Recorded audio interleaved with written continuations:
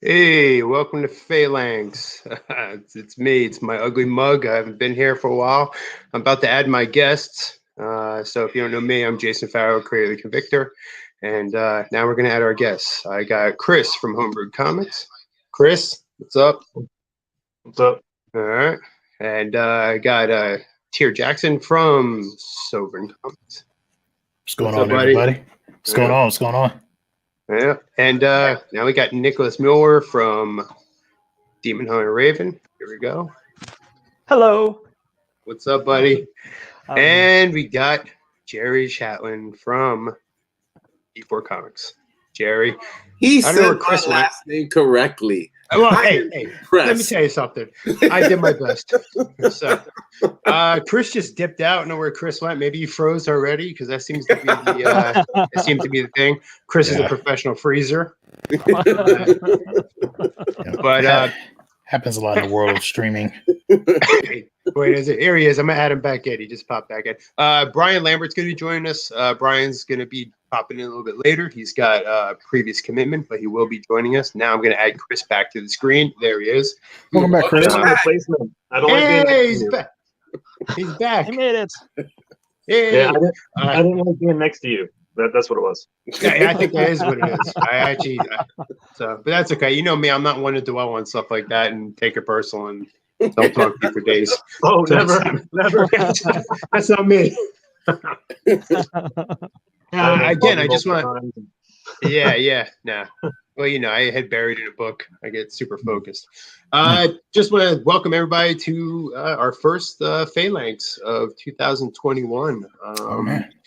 Yeah, it's our first one. We had, of course, I got a great lineup. I had to bring in some awesome folks. I missed the last one. I had I had a death in the family, so I couldn't make the last one. And Chris ran it for me, and it was fantastic. You guys did a great job. I want to publicly say thank you for handling that in December. You guys killed it. So for sure. All right, we already got some. We got. Now we have Team Sayhoff in here. Wow, that is fancy. And look at the comments. We got Jack Sloan's in the comments. We got Dan Price. What's up, Dan? And we got Whoa Man. Yeah, this is cool. All right, so really quick, our Phalanx again. We're kind of loose on this. We don't we don't get too structured. We kind of talk freely and. Again, loosely, if you ever watch any episodes, we say how we feel, and it's just how it is. We try to keep it like that, but we also try to pass along some information. Chris and I are always looking to get information out there for beginning creators or even creators that just are out there and have a question, or just fans, whatever. We try to just try to make this.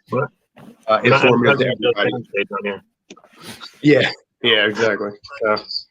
But we're just here to here to inform. But here today we're going to talk about world building. I see now in indie comics in general. I guess in indie comics, we don't have much of other choice outside the big two or whatever. But now in indie comics, you have everyone wants to build the universe. I don't know if that's because of DC and Marvel or because of the films, the Marvel and DC films. Like everyone's trying to connect the universe, trying to expand. And I know everyone has a different method to that. I think each one of us here have a different way we went about creating our respective universes, and I think that some folks either create out. Chris and I were talking about this earlier. Either start out initially, and my daughter just got home. Hi, honey. Good night. From gymnastics. They either start out initially creating a universe, or they create a character and build a universe. There's so many different ways to do it. And I think each one of us have a different take on that, which I love. That's how we're that's our approach, and I think that's because everyone's different. So, and that's how we try to do it. And I think let's get that information out there. And I'm rambling, always rambling. Always. Tier, I just say you're not. I know it's your first time. Like Chris and I go for whoever words per minute. So it's a. No worries. Yeah. 3 hours of just them two. 20 minutes of me, and then 10 minutes of. I know. Oh yeah. It's good, but that's why. But you know what? I get a lot of feedback from our viewers that they really enjoy the interactions, and they pull a lot of information out of in between the antics, and the stupid shit that we do. They pull a lot of information out, and that's good, and that's the goal. I think everyone here. Yeah, you definitely got to keep the audience engaged, and that's something that Gray and I even try to do, on our show, on our podcast, and I even try to do on my Silver So Live on Fridays. You have to, because if you don't, and people are bored, you're gonna start dropping out or stop listening. So. Yeah, when I did the Crossfire, it was like you couldn't stop me from talking. I can't stop talking, especially about my own shit. Like, so. You gotta be the greatest fan, right? Yeah. Pretty much. I gotta, So world building. That's the subject. Oh, yeah, man. and Chris was, him and I were talking. We were gonna bang out an outline and questions, but I think we both agreed that because Chris is obviously he's the co-host on this, because I can't take all the credit for how awesome this is. Actually, I probably take none of the credit for how awesome this is, but Chris is the brains, let's be honest. And that says a lot. So that tells you my level. Yeah, like I said, I was a professional fighter for years. So, and then I got into professional martial arts. So I have a lot of traumatic head issues. So, so yeah, it doesn't take much to be brainier than me. But, literally, I got paid to get punched in the head. So, that was stuff I did. So that doesn't take a lot of. There's a lot of mental acuity for that. So it's pretty entertaining, though. Yeah, so what I remember of it, yeah.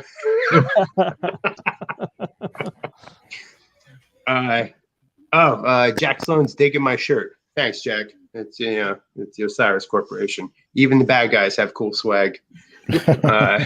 This is the premier evil corporation in my universe building.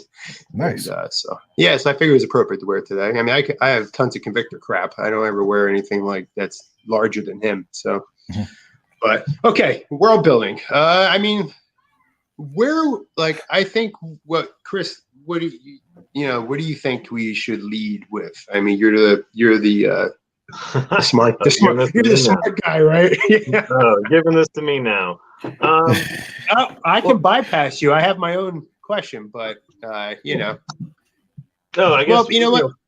Yeah. No, go ahead. It's your show. It literally has your name on it. Start us off. Yeah. Oh, it has my name on it. Oh yeah, it does. Yes, I see it. Jason, Red Ranger. No, it doesn't say that. So, and by the way, Jerry, why are we talking about Rangers right now? Why I got you. All right. Yes, you say that the Red Ranger's name is Jason. I get it. But the original Green Ranger actor's name is actually Jason. Okay. Right. So anyway, Tier, we have this debate, Jerry and I do, about Green Ranger versus Red Ranger. So, and I told Jerry when the Red Ranger gets his own theme song, then we could talk. Okay. All right. Basically, what I was going to say was that let's each, we all have our own universes. Let's promote our own stuff right now. We'll go around the room and do that, and just a little blurb of who we are, and and what we're what we're doing, and then from there we'll just we'll start opening this can up. So I will start to I guess it's right here. A tier. You're a guest. You're the non-regular. So please, please tell us a little bit about what you're bringing. So okay. Hello everyone. Like you said, it's my first time on the show. I'm Tier. Welcome. I am the owner of Sovereign Comics LLC. I've been working on Sovereign Comics since 2007. Didn't have a name for it then. I didn't get my name until 2010 when I decided what I wanted to call it. It is an interconnected universe. Everything pretty much started coming into being after I started with the first stories. Like the first stories revolved around these two main characters, these two twins who were in the future. And as I started telling their tale and telling who their parents are and all this other stuff, and I finally decided, they're going to travel back to the past. And I started thinking about, like, okay, well, what went on in the past? I had to figure out everything, figure out who their parents' friends were, figure out what their parents did exactly. The only thing they knew is that they were great heroes, but I had to figure out, okay, what type of heroes were they? Were they singular heroes? Were they a husband and wife duo? Were they on a team? And all this other, things about them. And as I started figuring out all of that stuff, the rest of the world started building itself. Like right now, I have the Kickstarter for Cypher Team issue 1 going, which this is the old cover right here. There's actually, yep, you got that cover. there's a new cover, and there's a reason why he's cheering, because there's only going to be like 35 of these. Yeah, I got that one coming too. Yeah, that's open to the public of this old cover. And then this cover disappears. And once this cover is gone, it's just going to be the new cover. But don't worry, the new cover is dope. I do not have it in physical form, but if you want to see it, you can go to my Instagram page at Sovereign Comics. Sovereign Comics, just look for the orange lion head, and that's me. And you'll see the new cover up there, or to my Kickstarter, and then you can back and while you're looking at the new cover. But yeah, like I was saying, I started building that world, trying to figure things out, and Cypher Team was born. And then, of course, other Cypher teams were born. And then I had to figure out everything about them and what they did. Then just different characters started popping up. And then I had to create the school, which Temple High is the title for the school that has the kids with powers. And then, one day I was just sitting, I was like, well, they probably have, of course they're going to have music and stuff like that. Wouldn't it be cool if there were musicians that were heroes? And then stars came to be, so it was like, that's how the world started building itself from these two characters. And the crazy part is I have 40 stories for that title that built everything, and we're not even there yet. Like that's like Brian. What's going on, Brian? Hey, what's going on? What's going on? Right on time. All right. Yep, right on time. And then that title is actually a phase 3 event, because it pretty much spoils everything. So I couldn't put it out first. Like a lot of people were like, people who have read it, they're like, why didn't you start off with this? And I'm like, if I start off with that, that's it. It's going to spoil everything. Like, so pretty much my interconnected universe is just this one gigantic story across multiple titles that's telling one story, different events, different perspectives, all leading up to this one point in time that's going to be like this major event, which is our phase 3. And then from there, because I do have alternate universes too. Like I said, a lot of stuff got built from it. There's alternate Earths. Everything, it kind of splits off from there. And now you have like 2 different timelines. So it's crazy. Right now we're in the larva stage. Like we're not to the to the full grown insect yet. But we're trying to get there. And right now I have titles that are out. 2 of the titles, Orisha Exos and Yamo Stigmata, weren't originally part of the plan. And Yamo Stigmata came to be whenever I was watching. I think I was rewatching Wonder Woman, and I was like, and it was, right after it came out almost. And I was like, it'd be kind of cool if we had some type of character who was, entranced in history, like Wonder Woman and Captain America. And I was just sitting there, and 2 of the things I loved learning about when I was growing up was the Tuskegee Airmen. And I'm also a big sci-fi and horror head, so I love learning about aliens. So I was like, what if I take a Tuskegee Airman and make it where he crossed paths with a Foo Fighter from World War II, not the band? That's cool. A lot of people get it mixed. Not the band. That's cool. Well, yeah, either you know history or you don't.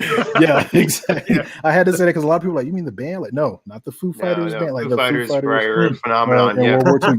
Yep. And pretty much he gets slung shots to the other side of the galaxy. And while over there, he is bountied. But then he becomes a bounty hunter, and he's tasked with leading the team to hunt down the top 100 bounties in the galaxy.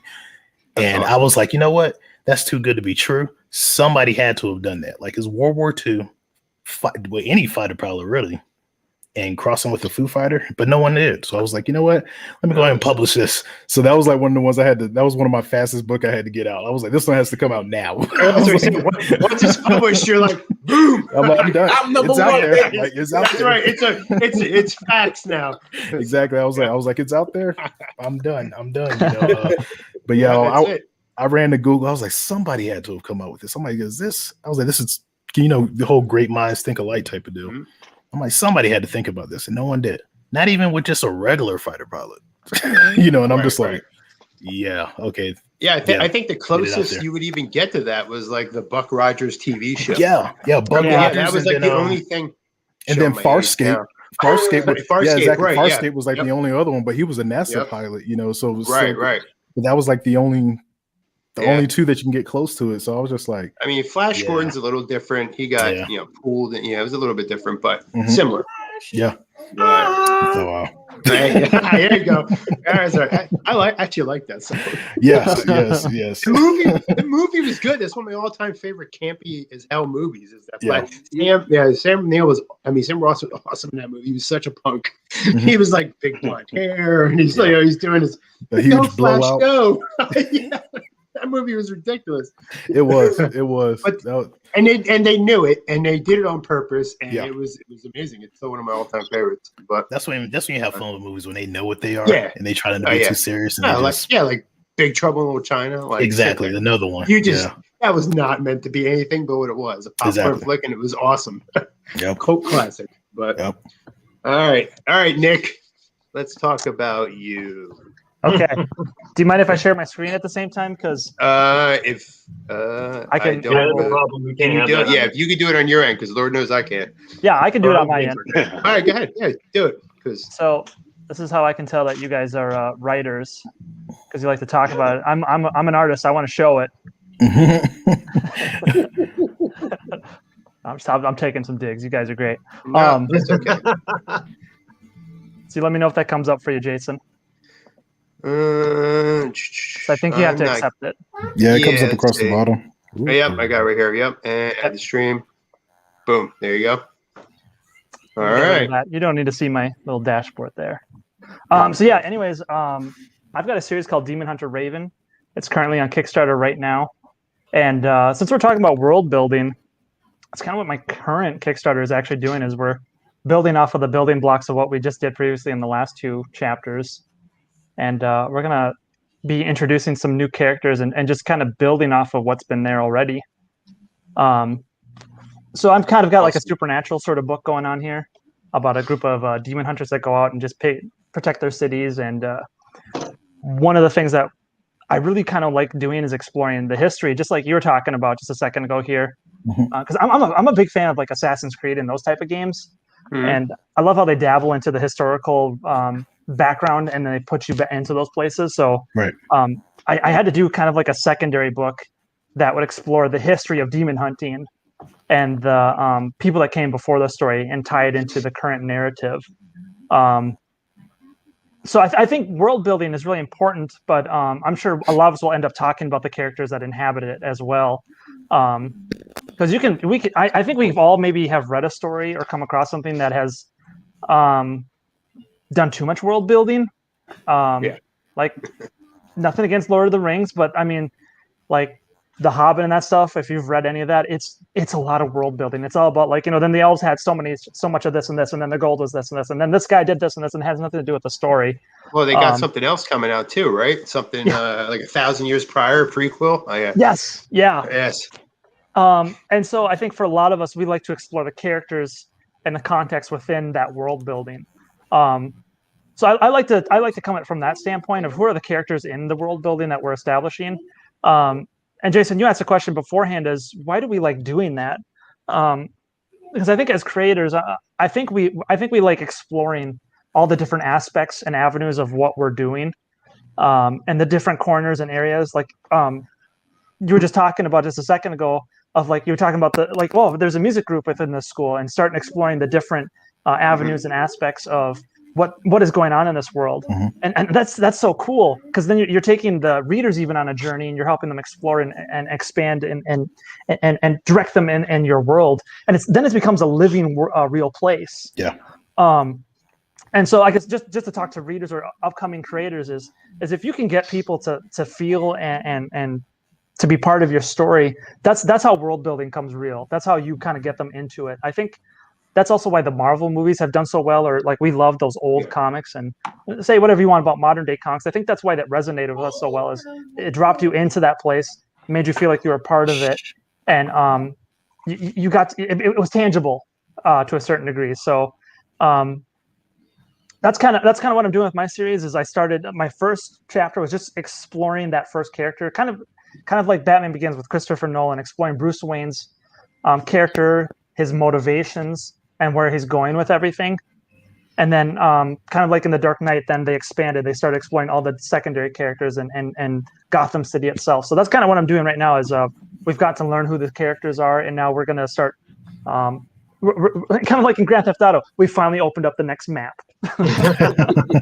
Yeah, that's it, yeah.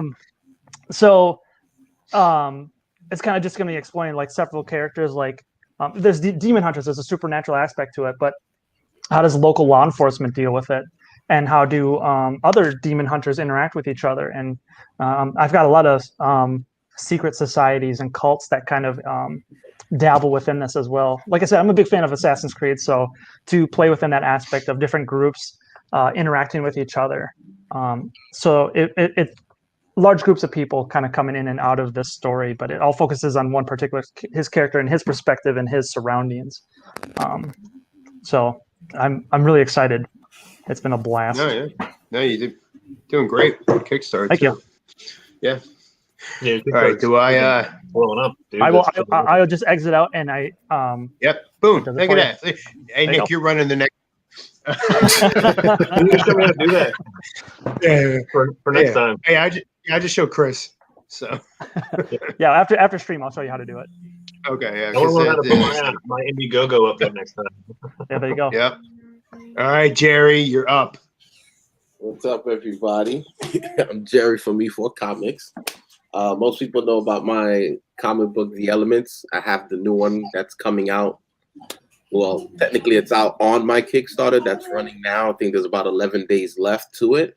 And, it's basically about 4 boys that were found as babies, raised in an orphanage. Eventually, they come upon these stones that give them the power of fire, water, wind, and electricity. And before they even encountered the stone, they realized there was something different about these boys. They were stronger, faster, than regular humans to begin with. So as they, come upon these stones and get these abilities, they obviously become a lot more stronger. And now they're faced with the burden of protecting the earth and the universe from evil organization from space called Kronos. So when we talk about world building, I think it gets so much more complicated when you decide you want to play around with space, because now you've got to come up with different races, different looks, different abilities. Like, it's so much that you're going to have to learn to expand on, and which is something that I've been working on. So there's going to have to be quite a bit of characters involved in the story, coming in and out and stuff. So it's basically what we've been focusing on. And new Kickstarter, it's about 11 days left, if I'm not mistaken. And my first book that came out was issue 0. Basically, it was like a foresight of what happens later on in the story. So my issue 0 is like the biggest, I guess, spoiler that you would be able to see about my story. So now the new book, The Awakening, is about how they first got their abilities, and then the story will continue from there. And eventually it will lead to where book 0 takes place. So that's pretty much what I'm doing now. Yeah, it's good. Now I like what you're doing. Like just watching I like that you have no, you don't number one, you ask a ton of questions. Like when you've been on Crossfire and in our other various lives, like Jerry is a question machine, but that's good. But I think that speaks for your personality, because on the other side of that coin, you also are very informative with your own universe and your own characters. You have no problem answering questions, no problem delving into things and really giving people, the nuts and bolts of your characters. And I think that's something that, I think we all agree with that. That's something that really gravitates to people to be involved emotionally, not just, hey, your character looks cool, but you want them emotionally involved in your character. And I think that speaks volumes about what you're doing, Jared. So, I appreciate it. Thank you. I mean, the 4 boys are pretty much based off of me and my 3 closest friends. So I remember you said that. Yeah, that's awesome. And everything is literally from us, from me and them, putting ourselves in that situation and how we would respond to it. So it's like hopes that people will be able to gravitate to one of the characters, since there's 4 different personalities going into it. All right. Well, I'm gonna Brian, I'm gonna put you up here, but I need to know one thing first. What are you drinking, Brian? I got a little rum and coke. My buddy Rum and Coke has been. I got Jameson and Coke. So man, it's a funny story about Jameson, dude. Honestly, so a few years back we had a wedding. A really good friend of mine got married in Vegas, and we got obviously ridiculously drunk. A lot of it was Jameson. Dude, I can't even smell Jameson now without getting nauseous. So I was like that with Jack. Yeah, I was like that with Jack Daniels for a long time. I got destroyed one time, destroyed, and then I couldn't even smell it. Turned my stomach. But all right, Brian. Let's we're just as you can see, we're just talking a little bit about our worlds, and so it is. Well, okay. The Wingless. I gotta say it right, or Malachi's gonna kill me. The Wingverse, as Malachi has named it. It is it's our world. Our world turned dark. The idea for me started with, if you watch horror movies and some of the supernatural movies, right?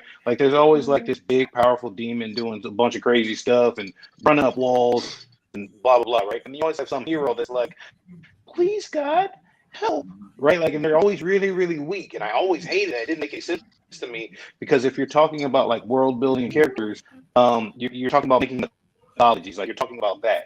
And so the mythology of what would be called Christianity or whatever is this great war happened, unnumbered years ago. The heavens split, a third of them get, they become evil, and the 2/3 stay not evil. But there's an ongoing war for the souls and spirits of man. And it's well, how can you have a war if one side all we do is pray? One side is fighting and the other side is praying. That doesn't make sense. I always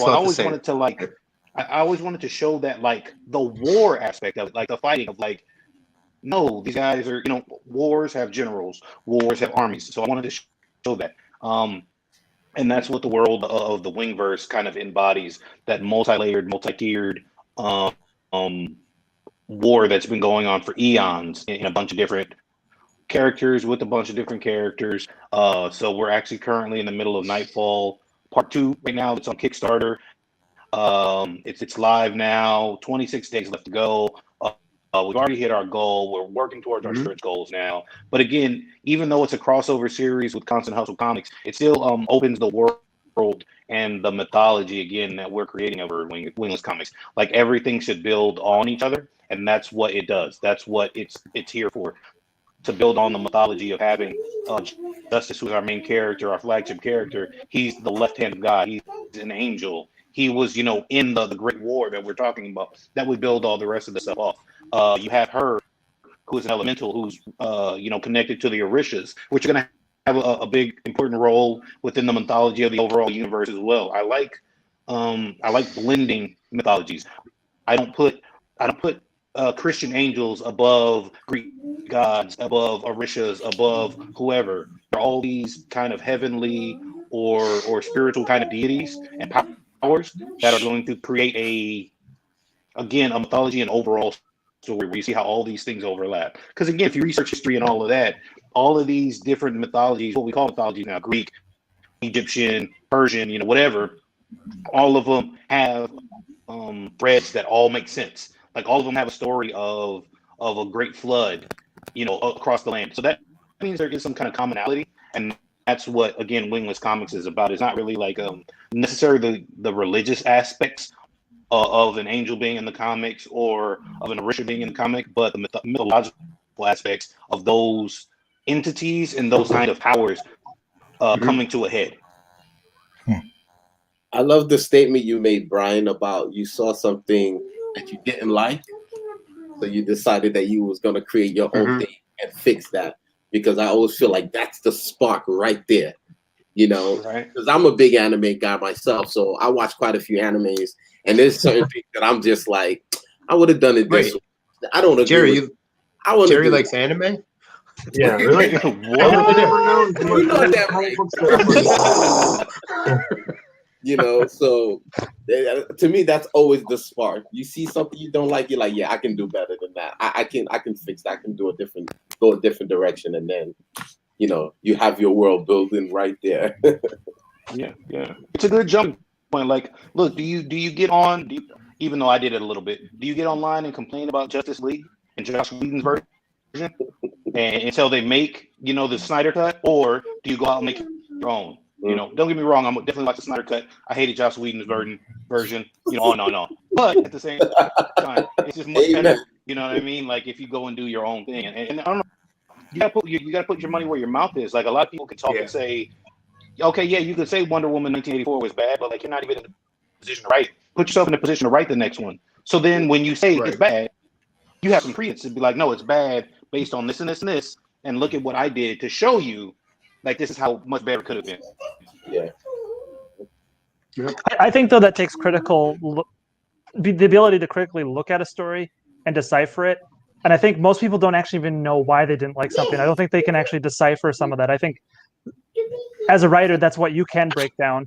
But I don't think everyone has that critical skill. Not saying that that's a bad thing, but I don't think everyone can break it down specifically to that always. Sometimes I agree. I think it's hard to sometimes. Well, don't get me wrong. I was going to start a podcast. It was going to be called Brian Hates Everything, right? Because 99% of the stuff, I love, right? I hate it, right? Like Brian hates everything, and Jason is petty as F. Maybe right? Here's a podcast. So I think that a lot of times it's hard to pare down like what's actually bad and what's not, right? For example, and this is a device. I'm bringing up divisive stuff on purpose. Example, you have The Last Jedi. Divisive movie, right? But if you look at it critically and you look at it outside of the trilogy, it's actually a great movie, in my opinion, outside of the trilogy. It doesn't match with 1 and 3, but it's a great movie in its own right. Yeah. So if you had a different movie in number 2, and if they had actually, I don't know why Star Wars didn't have a Bible for the 3 movies. Still, whatever. Don't get me started. But people hated the movie. Yeah, hate the movie along with the trilogy, but acknowledge what Rian Johnson did. The scene where they're in space and it's completely silent and a ship goes through another ship, bro, I got chills. To see Leia come back into the ship using the Force to show that she was uber powerful, I got chills. There are great moments there, but people can't separate one from the other and say like, okay, this part was stupid, this part was stupid, this part was stupid, but this is great still. Yeah. Or this is bad based on this and this and this. And I think as creators and as storytellers, right, whether they be visual or through words, I think that's kind of our job to like assist people and say like, no, maybe it's between 7 and 9 billion people in the world now. There are going to be a couple million that agree with you that want to see what you've got and see like, oh man, hey, Miles Morales is dope. Is a dope Spider-Man. Regardless of what the next said at the beginning. So tell his story well. Don't just do it, but tell it well. Tell it true to what the original idea was. Yeah. Agree. All right. We won't argue about Star Wars on this, though. Yeah. Oh, here we go. Chris is but Yeah, All right, I have Chris, my opinions on the Jedi and those things. So world building for me. You know what? Actually, let Jerry go first. I don't want to go first. I'll go after him. I Jerry went. You paying attention, bro? One, Chris. Yeah, yeah. Oh, I'm the last Jerry. one, but you want me to go? So you know. No, I want Jerry to go. Jerry already went. Jerry went. Yeah. You need to drink more water, Chris. Remember the aliens that his elementals are fighting against? Yeah. It's a very valid point of his story because he has to create different alien races. I'm hurt, Chris. I'm hurt. Chris is playing with his Wacom. That's a Wacom. I'm sorry. That's what he's doing right now. Chris is. We can't see his hands, but we know what he's doing. And yes, that was it. That was a hidden meaning. He's gonna rewatch this. He's gonna be like, "What the fuck?" He's like, "Oh, he did go. He did go." I've had this thing for a week, and I have just now sat down for the first time. It took him that long to put it together. Oh man, that's what he said. He said it was terrible. It was rough. This thing took me 2 hours the first time. I had to take it apart, put it back together, and with my work schedule, I have not been able to sit down and actually use it. So I see two other people drawing. I was like, "Oh, cool, I can do this," and I forget that I can't pay attention past my eyesight. So I apologize, Jerry, and everybody else. I'm the jerk. I'll own that one. Yeah, I'll own that. So I see all the comments in the section there. I deserve every last one of them. Jerry, when I see you can smack me. There was a comment in here though that I do want to address since I'm in here. Do you come up with the characters or the world first? Yeah, I wanted to touch on that for him. Yep.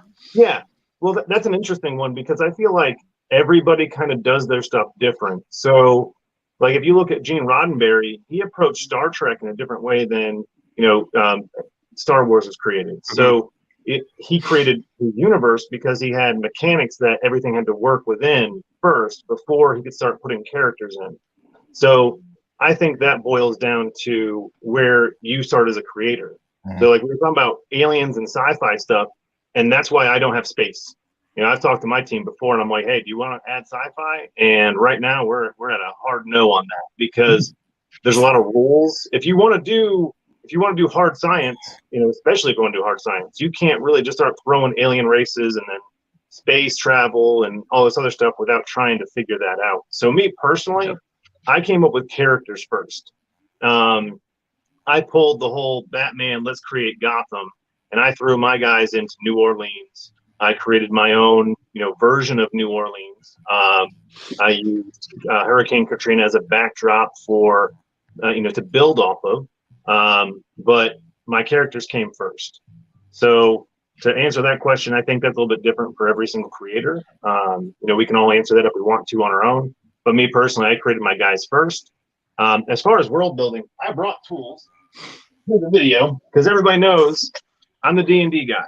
So first and foremost, D20 Modern, I went to that first. So if you don't know Dungeons and Dragons, it's been around for decades and they've got more books than anybody will ever read. But D20 Modern has a lot of modern rule sets for how things work, damage-wise, movement-wise, and it's balanced. I never actually intended to create a comic book. I intended to create a D&D game.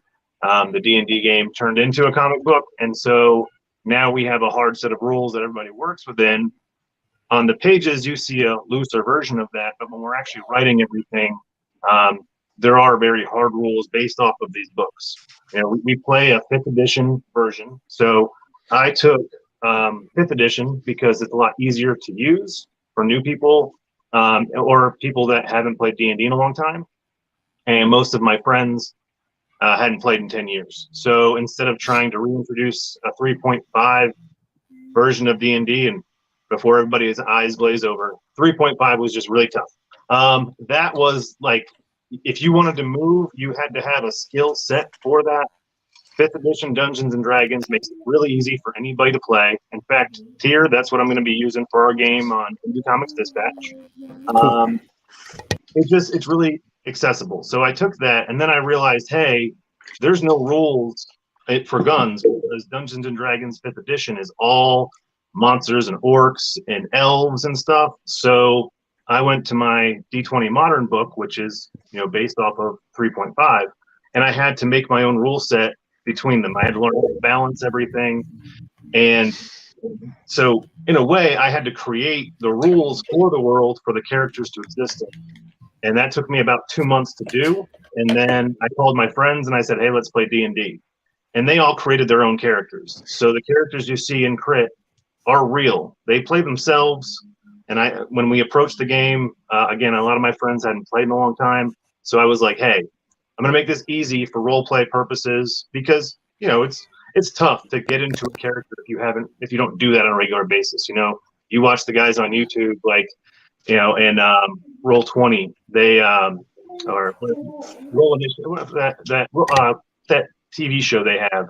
Those guys are professional actors that play that game, and they're just role playing professionally as it is. So if you get a bunch of your friends in a room, it's going to be like, oh, how do I act like this character I'm trying to play? So instead of having that barrier of role play, I said, hey, just be yourselves. You just woke up tomorrow with superpowers. What do you do? And we went from there. And so it made it really natural for everybody to have those conversations you see in the comic book, are actually conversations we have at the table while we're playing.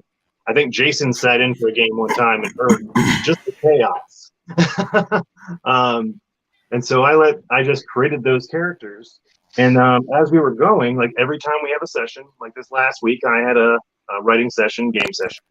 I go back to like my roots of role playing. I have like Heroes Unlimited. That was a really old role playing game, and it had some cool missions that they could do, and kept everything grounded. And it's relatable, so you're not trying to just pull stuff, out of the air to make a game out of. I've got the DC Narrator's book, which I used as like a Bible for how to handle villain encounters. And I have a trusty Star Wars notebook. This right here is actually 15 years of ideas that I had for fan fiction for different Mass Effect, Star Wars, you name it. If it was like, I've been writing fan fiction since I was like 8 years old. And so 15 years ago, I just started taking all these notes, and I've been turning those notes into the encounters you guys see. And then I have another notebook here. This thing is actually filled with notes from our game. So as we're playing, I'll make notes of characters that I just can't randomly create as we go. And that's what built my world. So I have these characters running around in the game, and I have to create like a NPC for them to run into. Well, NPC has to have a name, so I create a name and a backstory real quick, and then I put that into a digital file on my computer, so later on that person can come back in somewhere. Like just recently, we had a news reporter that they kind of like shrugged off at one point, and now she's being a jerk to them and slandering them on TV because they weren't nice to her. So I try to incorporate the fact that, the world around them will react to what they do. And it's tough. I mean, my world is a little bit different, I feel, than everybody's, because you guys have this freedom of just like writing what you do and what you see your characters doing. I write the encounters my characters have, and I have no idea how it's going to go. Take case in point, this Sunday, I brought my characters. They've been away from New Orleans for a long time. They've actually leveled up. They're level 11 adventurers, which means in the world of D&D, they would be very notorious. They have their own T-shirts. They have, people are cosplaying them at this point, so they're pretty popular. But the city of New Orleans feels like they've been left behind now because these guys have gotten bigger than their home city. So if I will, me too. Yeah, that's Cameron. Yeah, Cameron. I would just hope for faster hands. But yeah, right. They come back, and the city is just different because they've been gone. And I expected them, I also introduced one of the local gangs, the Marty McFlies. It's Mardi, a little play off that. They've gotten their hands on these super powered ethereal weapons, and one of them blew up and took out half a city block. Me, nice. I'm also a player. I figure my team would just run after the bad guys, find out how they got the weapons, do the normal, and Caliber would interrogate, Boulder would make sarcastic comments to Boulder or to Caliber, and Reach and Spectre would just be off doing their own thing. What happens is they split up into two different groups. One of them's interrogating or investigating the crime scene. The other two are breaking into Technetic to find out where the weapons came from. Nobody goes after any of the enemies. And then we wind up the entire time just having sarcastic conversations with employees at Technetic that now have superpowers. And Caliber's poking, like nothing happened where it was any action. It was all just sarcasm and like fun. And I anticipated a big brawl session. Didn't happen. I even wrote it, like I wrote all these cool enemies for them to encounter and nothing happened.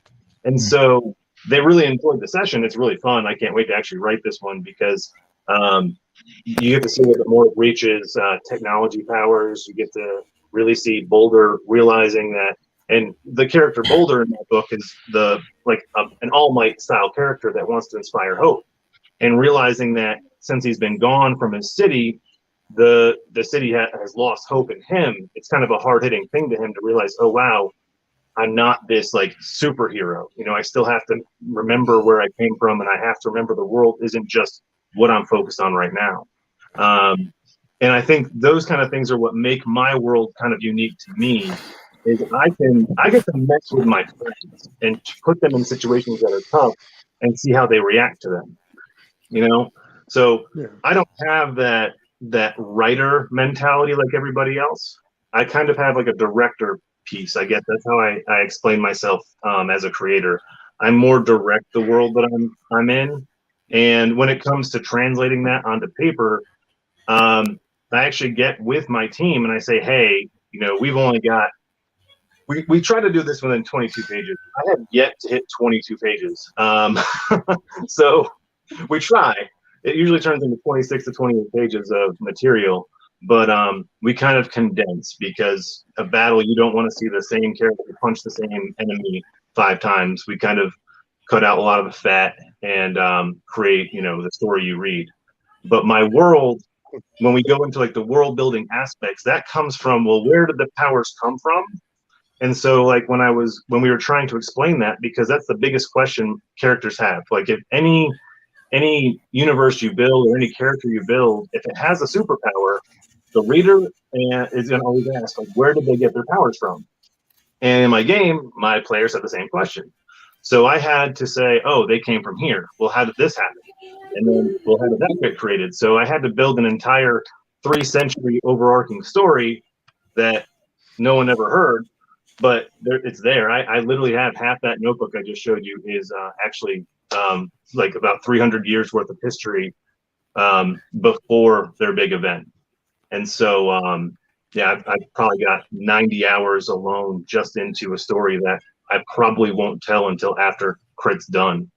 So, you know, world building, and I think Tier and I talked about this on my show. You know, you have to have that reason why something happens.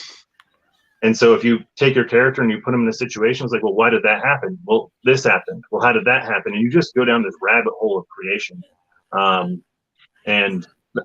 that's world building for me. World building for me is just a bunch of how do I screw over my friends and how do I explain how I screw over my friends. I just want to touch base on something. You showed a notebook, and this is actually directed to Brian. Brian asked me, he's like, hey, man, when we first started getting really friendly and, you know, when we first met and stuff, he's like, hey, can I see some of your scripts? And I sent him a picture of my notebooks, these composition pads. I'm like, here's my scripts. And I'll never forget it. He goes, hey, bro, you need to really update that stuff.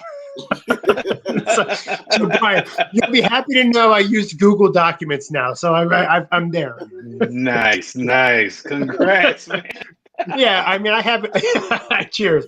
I have an idea book. I have tons of those like Chris, but yeah, my scripts are actually written in them, and the mismatched mess that those were. And but yeah, Google Docs is a little bit better, a little bit easier. A little bit. I didn't realize you actually used Google Docs. I kept telling you to update everything. Yeah. When you sent me the scripts, I thought it was Word documents for some reason. It was originally. I did Word, and then my wife, who's smarter than me, which I say every episode, She's like, you can use Google Documents because it's real time. I'm like, what's okay? I didn't know Google had a thing called Documents. So she showed it to me, and we transferred everything from Word to the documents, and then I was able. It's real time. It was much easier, way much Makes easier. it so much easier for me to letter. Oh my god, unreal! Like, I mean, from my aspect, just from making a change, or forgetting to add something, and no, it's. I'm sorry I missed out. Going like dinosaur level, but I guess it's my turn. For me, it started out. I just had again, my character, the Convictor himself, goes back over 35 years. I think I've established that for everyone that I've ever spoken with about him. I created him when I was in middle school, but I had a character before him, which I actually put up on a while ago on the Instagram, but his name is Triax. He actually was an alien. He was the first guy I ever truly created that was mine. And so he was an alien. He's from another planet, a Superman type, that kind of archetype. But he didn't live on Earth. He lived on his planet. He was royalty on his planet. So it was a lot of influences were combined for him. So, he had like part Iron Man, part Superman. So there's a lot of stuff like that. And He-Man was tossed in there, which everybody knows my love of He-Man. So I had a lot of that mixed in there. So there's a lot of that kind of stuff.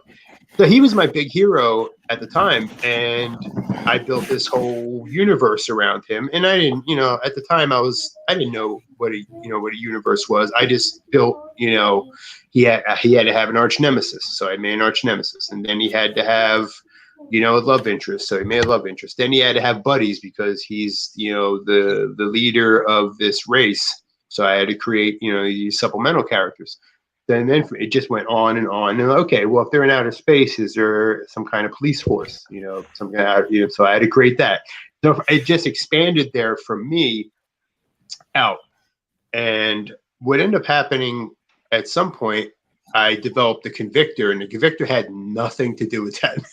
So like, yeah, his world is, everything with Triax and is very fantasy based and very.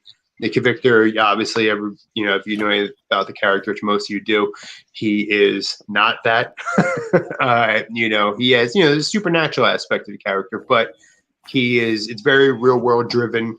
It's very gritty in your face. That's kind of like So at one point, they were two separate things that I was drawing regularly, just writing, just drawing little comics, whatever, pinups, whatever you say, and then one day I was writing a story for creative writing in school, and I was like, you know what? I wrote these two characters into the same story, that, the Convictor was transplaced from where he was, and he's interacting with this Triax, and at that point, I realized I could actually make this one entire place. They don't have to interact, but they can still occupy the same space, the same universe, if you will.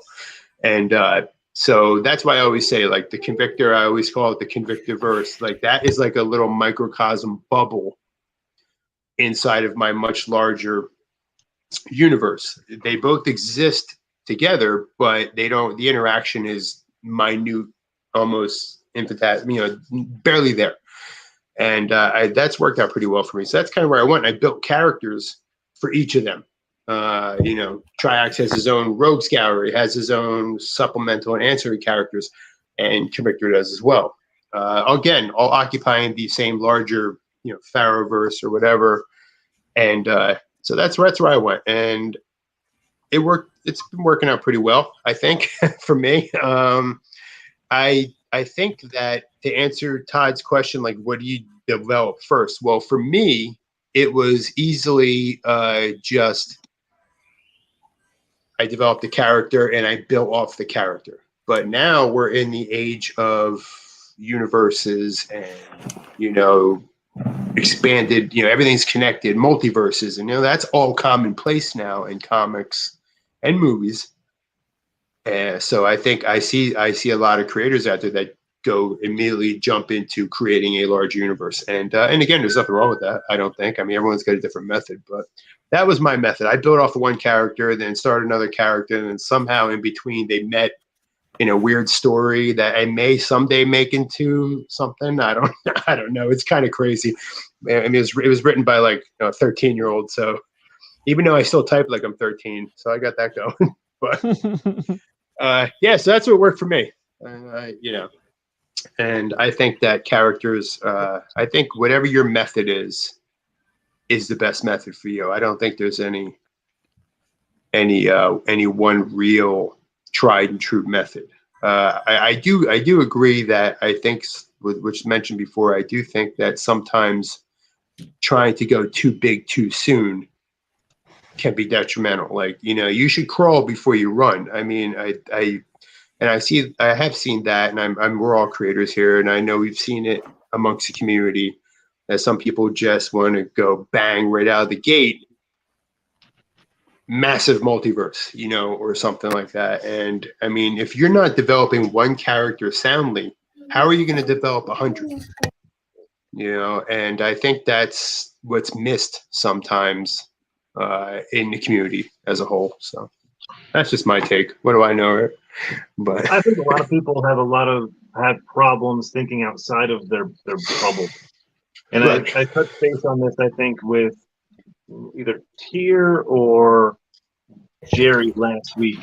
And we see, I think it was Snowy Works, right? That had they had a thing like last year where they posted that they were creating a sandbox universe for creators. So say, you know, you had a character, but you didn't have a universe for it to live in, and you were kind of like struggling in that area. They were bringing writers and other creators in and saying, hey, here's a world for you to be in as a sandbox. And all the creators kind of engage the world differently, but everything they do kind of interacts with that world. And I think that's a unique thing for creators to have. I think that's kind of cool to bring creators in and help them over that hump. Because, you know, look at Batman, look at Superman, you can only run around your city for so long before a reader's like, dang, man, Gotham is the worst place. Like, why don't they just nuke that and start over? You know, like, you can only have that for so long before that character has to grow out of their city. You know, you can only have so much. And so I think that's cool that these creators are kind of banding together to create a universe like that. And that's, I mean, that, again, that's part of indie. You know, we come together and help each other out. And we kind of saw that too. You know, I love the old Image Comics universe where they just started like mashing their universes together to have, you know, a bigger overarching story. Like with Spawn, you see Spawn interacting with characters of Youngblood, and it was I always forget the guy's name that killed him from Youngblood. Chapel. Chapel. Yeah, it was Chapel, and they changed it in the movie, but right. You know, like Chapel, I think that was cool. That was cool for them to, you know, to interact with their characters like that and grow their actual universe together. Yeah. So it means that, you know, Youngblood arguably existed in Spawn. And like as a kid, when I saw those two, and again, Spawn and Youngblood were my two favorite stories. So I'm seeing them together. I'm like, oh, this is awesome. You know, that's like the first time you see Batman and Superman on the same page. And I think that's kind of cool for creators to be able to do that. Yep. Like you said, just get him just get him somewhere out of Gotham or Metropolis. And well, that's funny and that's how I felt with the Convictor, even when I was younger, that I was getting to a point where, you know, we've established that Gut City is this terrible place like Gotham. It's, you know, it's terrible. It's run by this corporation. It's got their fingers in everything. And at a certain point, I was like, okay, at the time, his rogues gallery was small, but it was also gang members, you know, like this Trident gang. I mean, how many times can he beat the shit out of this gang? You know, it's like unlimited gang members, like, because everything I wrote for and drew for him, he was like literally killing these dudes. And I was like, okay, who's going to join this gang if they know that there's this dude out there who literally is killing them? You know what I mean? Like, and so I had to think larger for him. So I created larger, more powerful villains. I created I had him venture out of the city. And then these are all stupid things that I wrote for myself. There was no, in any print or anything like that. But it's just still, I consider they're canon for me. And that helped me expand him as a character. Because you're right, just like you pigeonhole a character into a certain kind of genre and or archetype. It's nice to have him. Any of your our flagship characters or whatever. It's nice to take them and have them interact with something that is not commonplace within their world. And I personally found that freeing. That really helped me develop more stories and larger stories. So I don't know. It's funny to say that, Jason, because I've actually started reading The Last Ronin. I don't know if anyone's been. Yeah. Oh, yeah. Oh, Ninja Turtles, bro. So I just read the second one, and I couldn't help but say to myself, like, the foot again? Kind of like, how often are they going to whoop the foot ass? And then you hear about The Last Ronin, and you hear that there's only one turtle that's left. Mm-hmm. Right. And, I automatically went to, wow, what villain, devastated the squad like that? Like, who knew? Like, that to the turtles. So then when I read the second issue, and I was like, wow, it was the foot. Really? Like, oh, okay. Like, it kind of knocked me off the bit, and stuff. And, not to spoil anything for anybody that hasn't read it, but like, as you read onto it, and you see like the devastation that happens from one turtle to the foot, it's just like, yeah, this is why I would have never expected the foot to be the one to devastate the turtles the way they did. And I think the reason they did that was for that aspect. I think it's also it's good storytelling. I think as anybody that's a writer can tell you, you know what I mean? I think it's the least person you expected, but it's also showed that maybe they've had enough of getting their asses kicked. You know what I mean? To a certain point that they were very serious and they wanted it, they wanted it done, they wanted it over. And so, I mean, I think everyone here is a writer. And I think that's storytelling 101 right there. I mean, it's like the best version of the Clue game you could play, right? But yeah, and as we spoiled it for everyone in the comments. The Last Ronin is actually Casey Jones, just so you guys all know. How would you get even better with? He's wearing like a turtle suit you got from like. He's wearing one of the dead turtles over himself, so it's really confusing. It got dark. You could do that. Yeah. Man, I miss the old school Ninja Turtles. My favorite is Usagi Yojimbo. That was my favorite one. Usagi Yojimbo was awesome. Yeah, he was my dude. So when you guys come up with your world building, you guys create like your timeline? Because that was one of my biggest issues when I first started creating my characters. Obviously, I created my characters first, because it was about me and my boys. So that was simple. But then it was like trying to figure out what timeline are we going to put them in? Is it going to be like the olden days, futuristic, maybe a mixture of both? Because I'm also a big RPG gamer, like Final Fantasy. Final Fantasy likes to play between the lines of old school but high technology kind of feel to it. So, we kind of had to establish around like what time zone we was going to put this story in. How was it for you guys to do that? Well, I think that depends on the Final Fantasy. Go ahead, Brian.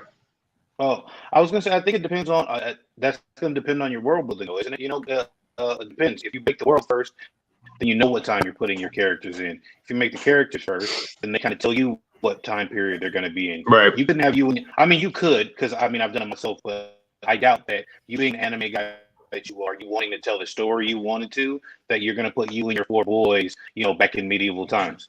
Like that's not, that's not what you're going for.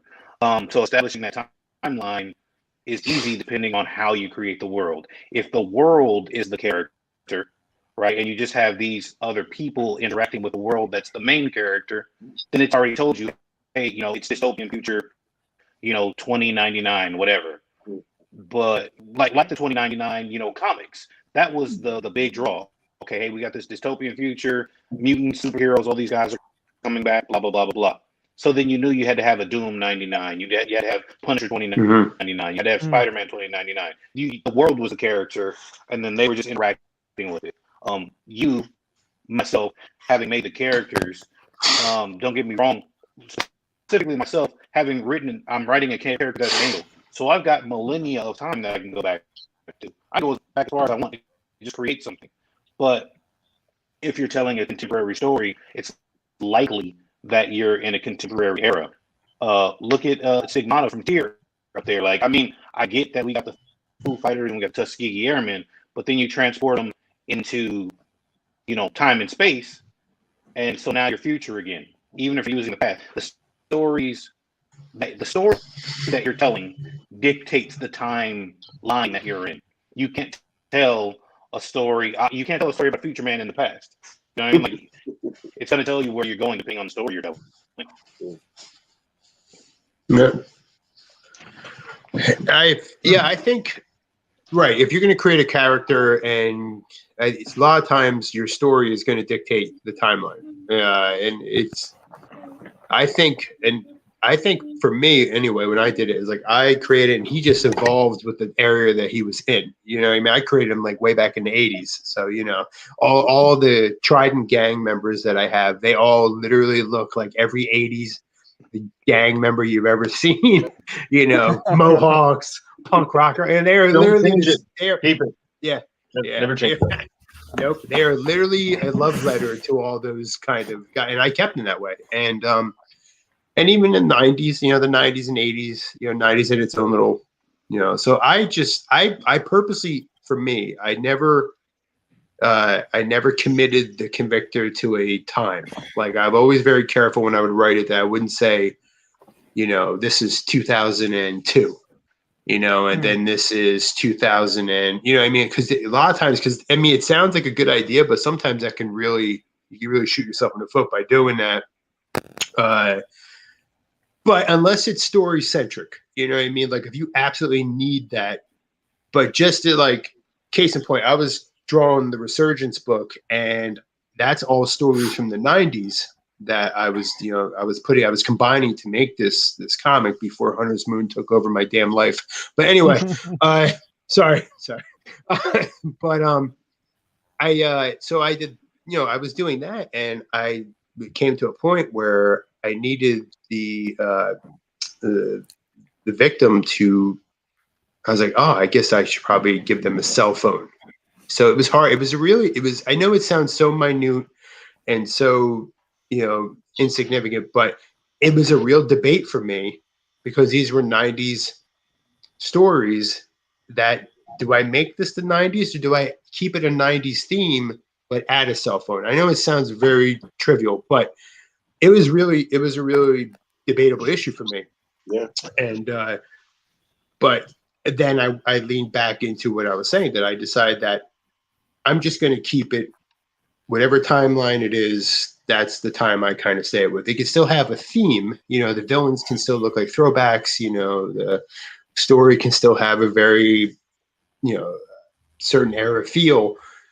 But unless it's just like you said, Brian, unless it's like a story that has something that, like a medieval aspect, like, yeah, I have one of those characters too. Clearly I'm telling it in feudal times, you know what I mean? But yeah, I think, like, that for me personally, that's what I did. Like, I try to steer away from certain timelines, certain time eras. But I think it's just, that goes back to whatever works for all of us, I think, as individuals. But I mean, I have future stuff too. I mean, I think, and Brian's right. He has Justice, and Justice is an angel, and he's got literally, like you said, a millennia of stuff that he can lean into for this character. And I have those aspects as well. Brian and I have talked about it. I have some other, we have gods and all this kind of stuff in our convictor books. And there's a lot of material out there, tons of material. And I'm just like Brian, I combine I don't pigeonhole myself into Christianity, into, paganism, I find the common threads and I try to weave them together. And kind of the same way. So, and you're right. If you can lean into something that, if your character has something to do with a particular era, like if that's what you created your character for, or whatever, you can just research is there. Research is key. But that kind of reminds me of like the Batman animated series, where it took place within a certain time frame, but it's like, what if the 1920s kept going on and never changed? So it really could still be like that timeless. Yeah. So I think I think even that could change your whole entire perception of what if you play with the idea of what if this part of time never changed and it continued, like was it steampunk sort of idea? Like that's always been an idea that people love playing in that sort of realm, or the fantasy idea. Like I think world building is also intricate into the idea of how do people interact in that sort of idea. Whether that timeline continues or whether something stopped particularly can kind of affect how you tell your story. Mm-hmm. I have a question, actually. Now, what happens if you have do you purposely create your characters to interact? You know what I mean? Like, let's say you, Brian, you have Justice and you have Calvert, right? Was it your intention always to have, even though they occupy the same universe, were they always connected to some degree? Or is that just something that happened organically? Yeah. For me specifically, honestly, I wanted Batman and Robin, but I like what Grant Morrison did, where Dick Grayson was Robin and Damian Wayne. Dick Grayson was Batman and Damian Wayne was Robin, where like Robin was the dark one and Batman was the light one. So I like the fact I wanted to do Justice being more of a grim, gruff, resigned kind of hero, and having Caliburn, who would be, the Batman, the regular guy, being the one who's like jovial and laughing and kind of like a little more nonchalant about, and even though they're both fighting like demons and this crazy stuff, to have this dichotomy of like, I'm still gonna make jokes about it because, things ain't that bad. I think like anything else, well, okay, so I don't like when people just create characters. Don't just do something to do something, right? Like they should all have a purpose. Everybody that comes into your life has a purpose. Everybody that you interact with has a purpose, even if it's just for a moment to be in your life. So when you create, in my opinion, when people create characters that are just a vehicle to get a hero from here to there, or a deus ex machina that's never going to be used again, that's kind of useless to me. I like characters that are going to show up and have some gravity. Like, why else write them if they don't have gravity? Right. And I hate to leave on that, but I have to work at like 3 o'clock in the morning. I apologize. No, it's all good, man. Yeah, man. I'm in the middle of a bunch of stuff. Again, I appreciate you guys. Thank you so much. Thank you for having me. I want to come back next time. Hopefully, I won't be moving. I won't be in the middle of training. I won't be in the middle of working, and I can stay on for a little bit longer. So I apologize. Plug your Kickstarter before you go. Let's hear about your Kickstarter before you go. Yeah. Your Kickstarter, plug it. Nightfall Part 2 is on Kickstarter right now. We did reach our funding goal, but we're still reaching for those stretch goals. We got a stretch goal at 3,500, and that is Inenra issues 1 through 4, which is a graphic novel from another creator. $4,500 is the Wingless team shirt, which I just announced tonight. It's going to be the Wingless comic team shirt. Awesome. Available for purchase. $5,500 is a poster from Thiago Silva of Battle Chasers fame. We want to obviously continue this series, guys. Awesome. Issue 1 went out with a bang. Issue 2 starts where issue 1 left off. We still have 3 more issues to go after that. Wingless Comics and Constant Hustle Comics are proud to bring it to you. We put our heart and souls into it. We thank you guys for supporting it as much as you have. We ask you to continue to support, continue to put your dollars behind our dreams, and we'll continue to bring you some of the greatest material you can see out there. You can find us online at Wingless_Comics on IG, Wingless Entertainment on Twitter, Wingless Comics on Facebook, Brian Lambert on Facebook, Mal the Writer on Facebook, Nightfall Part 2 on Kickstarter. We are everywhere. All right. So awesome. Again, thank you. Thanks for having us. We're thankful to be part of the Phalanx. Glad to have you. See what you guys do as well, man. You got. All right, man. Thanks, Brian. All right. Thanks a lot, brother. All right. Take care, man. Take it easy. All right. So Brian brought up a really good point. Like, some people just create characters to create characters. There's someone in the comments that is actually building his universe. It's Cameron Ruiz or Dopey Productions. he's got something called the Apex universe that he's working on, and he put something up on his IG the other day that he showed some of his older characters. He's been drawing forever. He's got quite a few characters, and he says he never lets an old character go to waste. That really resonated with me because I'm the same way. Like I felt like Brian felt like I created characters, but I didn't just create them as one-offs. I mean, sometimes you have to do that, but I like to think that every character has a potential to have an explorable story, or even a backstory, or a connection, a deeper connection to another character. And sometimes having these one-off characters that I think we've all created, I still keep them. I don't toss them out. And then sometimes I'll pull them into a larger role. And Cameron says he's going to be drawing for 4 months. Well, whatever. It looks like you've been drawing for 40 years. So good job. And a perfect example, at least, and again, I going on, but a perfect example of that for me was Hellwolf, my character Hellwolf.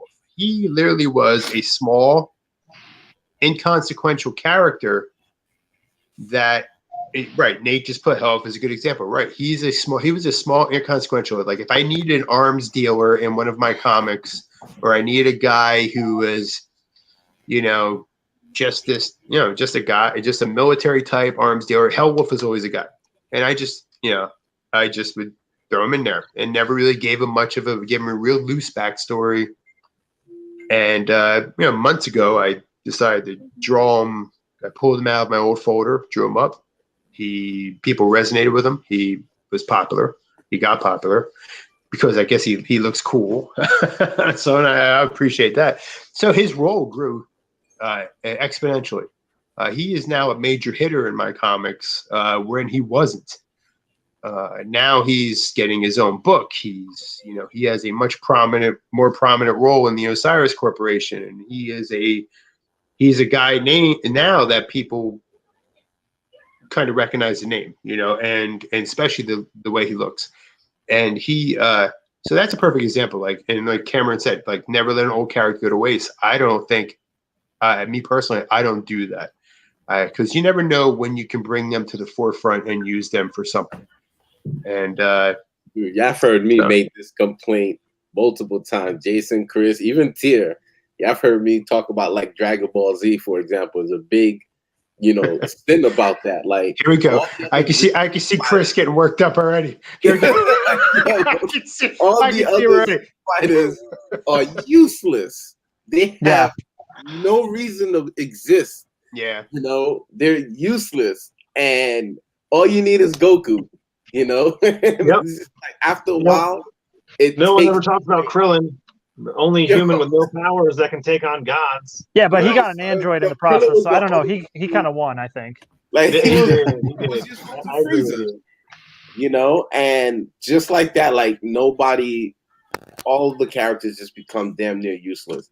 That's why it's like some of my favorite scenes, like when those useless characters come up and actually do something, like when Tien was holding down imperfect Cell with his blast so the other android could escape. Like little moments like that resonate with me. So it gives your other characters within the story purpose. When you just make all the other characters irrelevant, it takes away from it. It's Goku and Friends show. Exactly.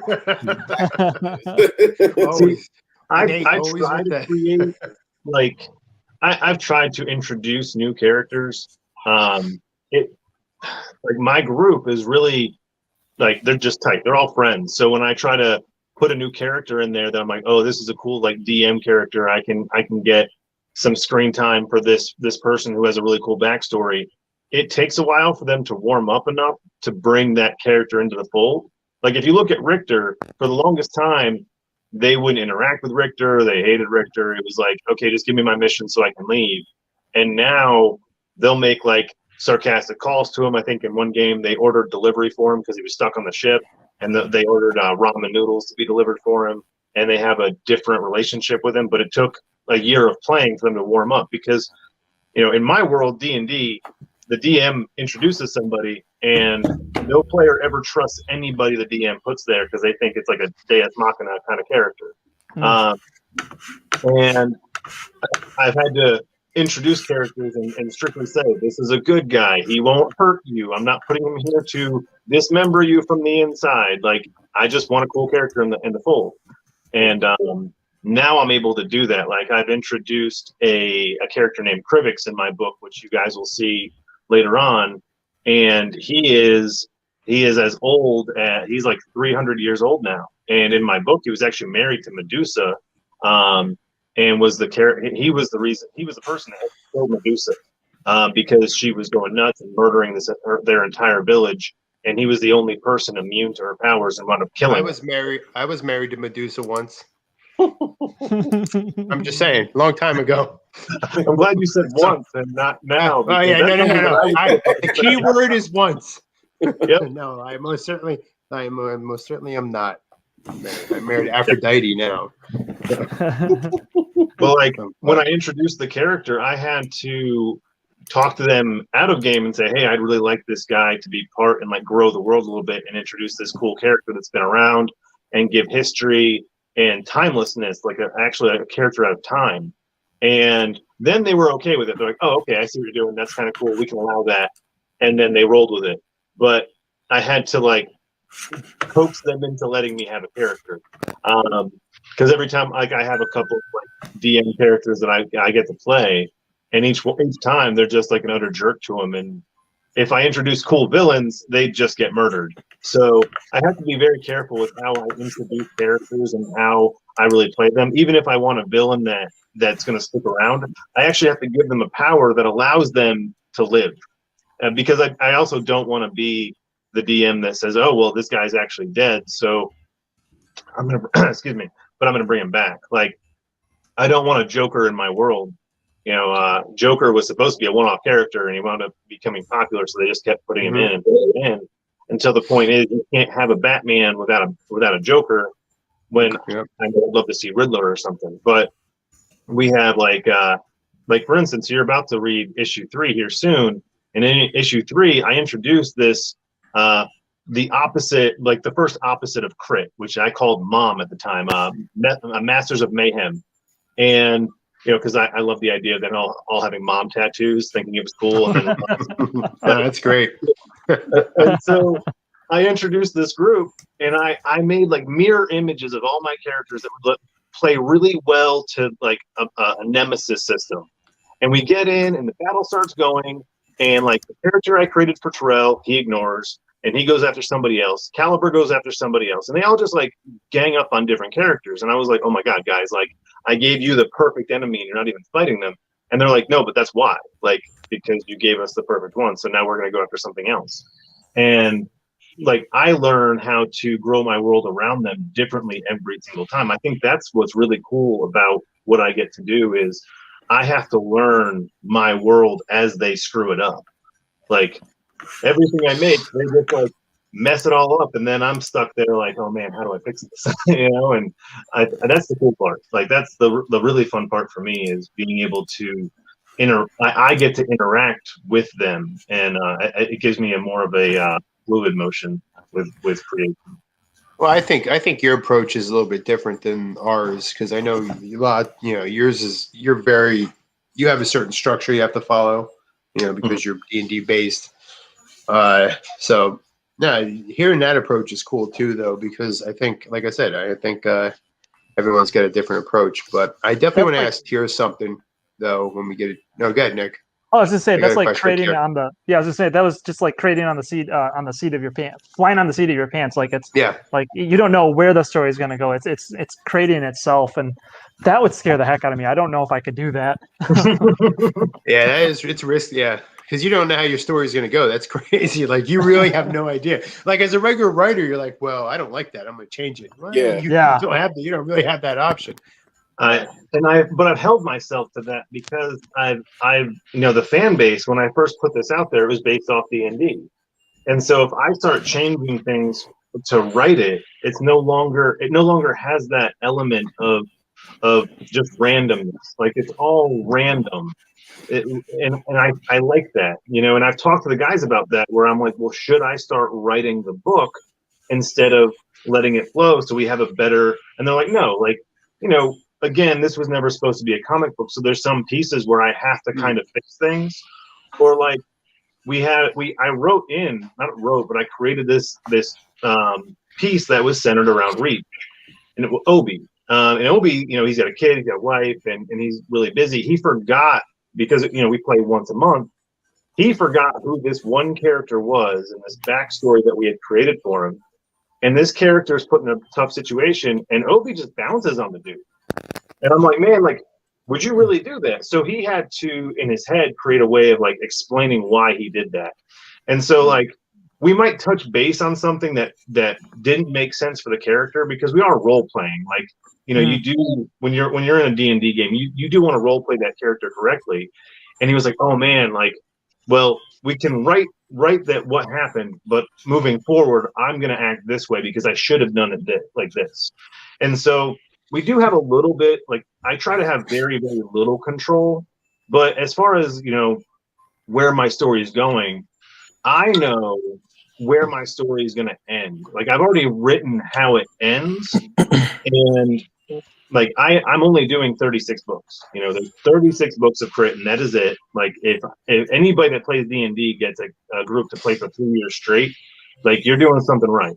And so we've written it in that time frame. Now, you know, I'm not controlling what happens within it, but I know the final battle, where they're going, what's going to happen, and who's going to be there. And the way I've even structured it from day one, there's really no way they could screw that up. Like, it's something that I've had going in the background for so long that they've interacted with, they've seen some pieces of it, but there's really no stopping the inevitable unless one person were to die. And so if that person dies, it's going to mess up my whole ending, but we've already written contingencies. I played Mass Effect 3, and I understand that, you know, 3 perfect endings will never happen. So I've written like contingency plans and like alternates and things that can happen. But I do have like this event that I'd like to make happen. Now, how it does and where it does might change based on who lives and who dies. But, you know, I think that's where my writing comes into, is I have to literally predict and expect certain things so I can kind of move the world around what's going to happen. Like I said, that big event's going to be fun, and I hope to get some interaction with some other indie creators for it. But I had to talk to the guys, and I was like, here's my ending point for Crit. I'm not telling you what's going to happen in here, but I have it written. And so every time you screw something up, I'm rearranging the world, because this one person in the background needs to be able to get there. And so far, they haven't screwed it up, like, so far. But I've purposely not given them any reason to yet. All right. My question I had for Tier was, we talked, you have, out of most everyone here, I think you have one of the larger universes. Just from I think, yeah, yours is pretty large. You have planets. Now, yeah, I mean, mine's big, but I think what I'm saying is, like, I'm gonna, because I already spoke about myself. Do you also like create characters, like we were saying before? Do you create one-off characters? Do you create characters so many that you don't plan to use, or do you have a purpose for each one that you've created, since your universe is so large? Well, even with my one-offs, there's a purpose to drive the story, you know. You know, just for the fluidity of a comic, you know, there's the characters that are just drawn in, you know, just to show. For instance, Temple High, I think, has probably one of the biggest scenes where they have all the students in the auditorium. And then also whenever they go into the lunchroom and stuff, there's a lot of students shown in there. Are all of those students going to reappear? No. A couple may. I've even had some characters where they've made such a large role that, you know, or they play such a large part that people want them to come back. For instance, in Cypher Team, this character here, Amelia, who her role is big in the first issue. The little cute little Pheno sapien girl right there. Her role is big in the issue, but people liked her so much and thought she was so cute and all this other stuff. Now she's actually going to play a larger role in a miniseries that I'm bringing on. I know what one that's of my like. first. Yeah, I'm bringing on one of my first writers. Like. So I'm bringing on one of my first external writers outside of my think group.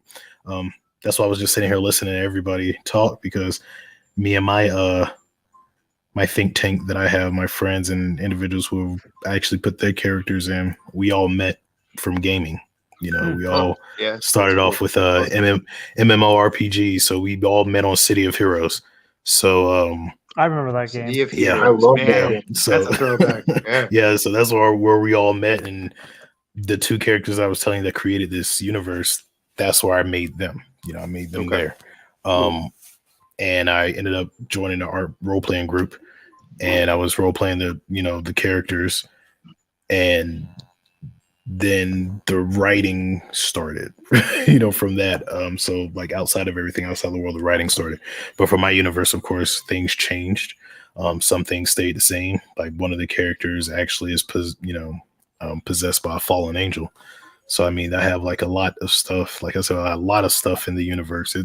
It's massive. But I've been creating it, been building everything since 2007. I didn't publish my first book until almost 10 years after I started writing the stories. So I started creating everything in 2007, published my first book in 2016. And the first book that I published wasn't even a direct part of that story, which was Orisha Exos. Is one of the alternate timelines, but it's not a direct part of the story. After that, it was Yama Stigmata and then Cypher Team, because I wanted to wait. City of Heroes was dope.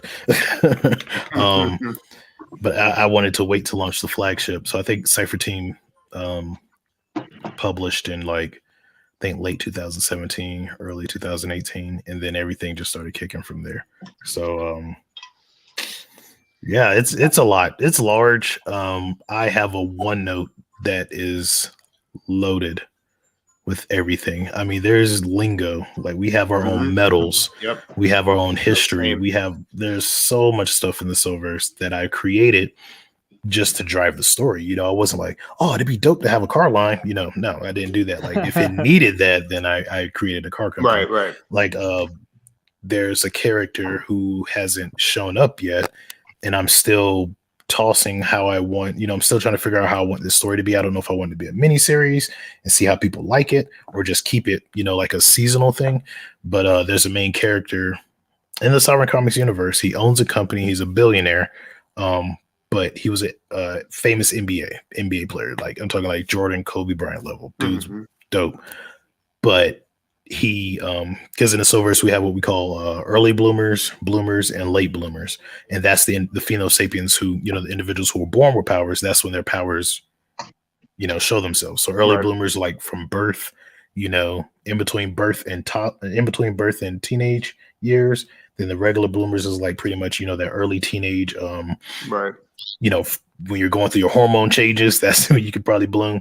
And then you have the late bloomers, are individuals who are like in their 20s, 20s, 30s, 40s, and all of a sudden they manifest powers. And it's like, what?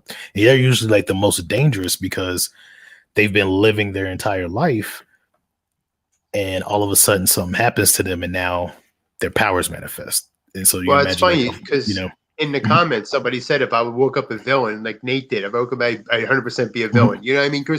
And he's joking, but you're right, because if somebody already in that age bracket is already jaded by life, already has, if they're jaded by life, already has their, would already have their basically their biased. You know what I mean? They'd already be set in their ways. Exactly. Yeah, that's really cool. Yeah, that's awesome. So if they're already a thief and they manifest powers, they're not gonna be like, I'm gonna be a hero. They're gonna be like, no, I'm gonna use this super speed to steal everything. So and that's the crazy part of the world. But like this one character was in the NBA, like I said, dope athlete. But in the middle of a game, if any of us play sports, I know you say you're a professional fighter and stuff. I fought in the military, or you was. And I played college football and stuff like that. But now I'm just a broken guy. Understand? 13 years in the military. I get it. Yeah, I got sitting you, over bro. like popping my neck, all day, because I turned the wrong way. I'm crippled.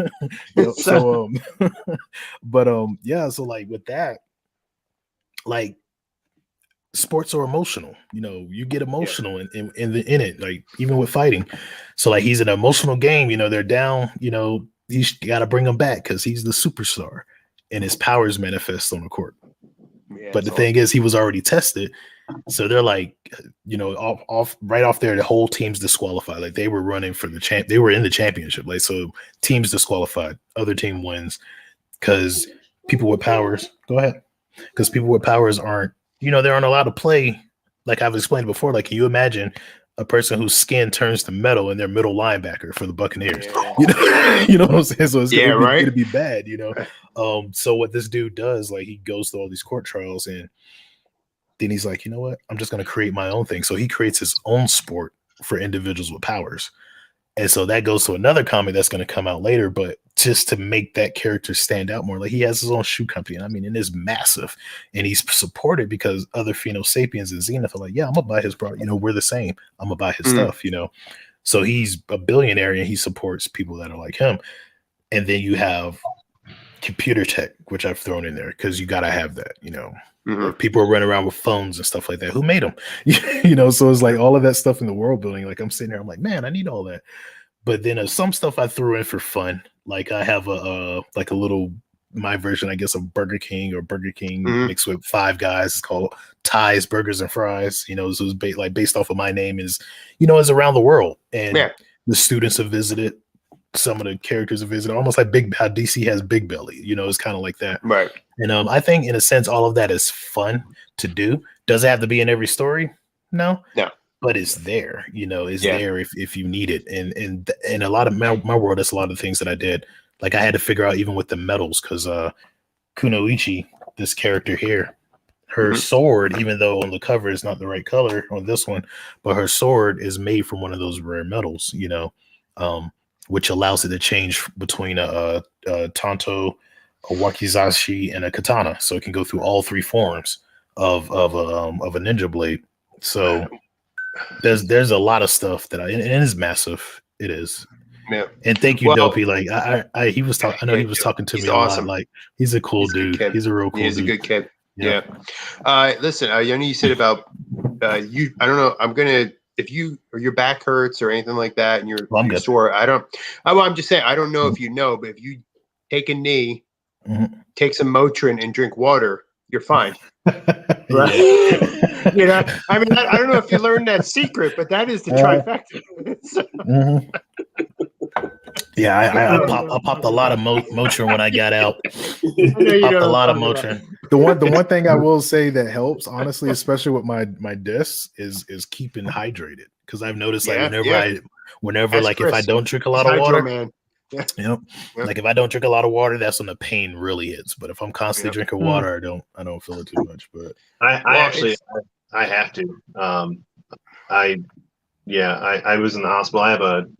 I have a disease called hypokalemia where I don't produce potassium naturally, so I'm like always dehydrated. No matter how much water I drink, my tongue's dry.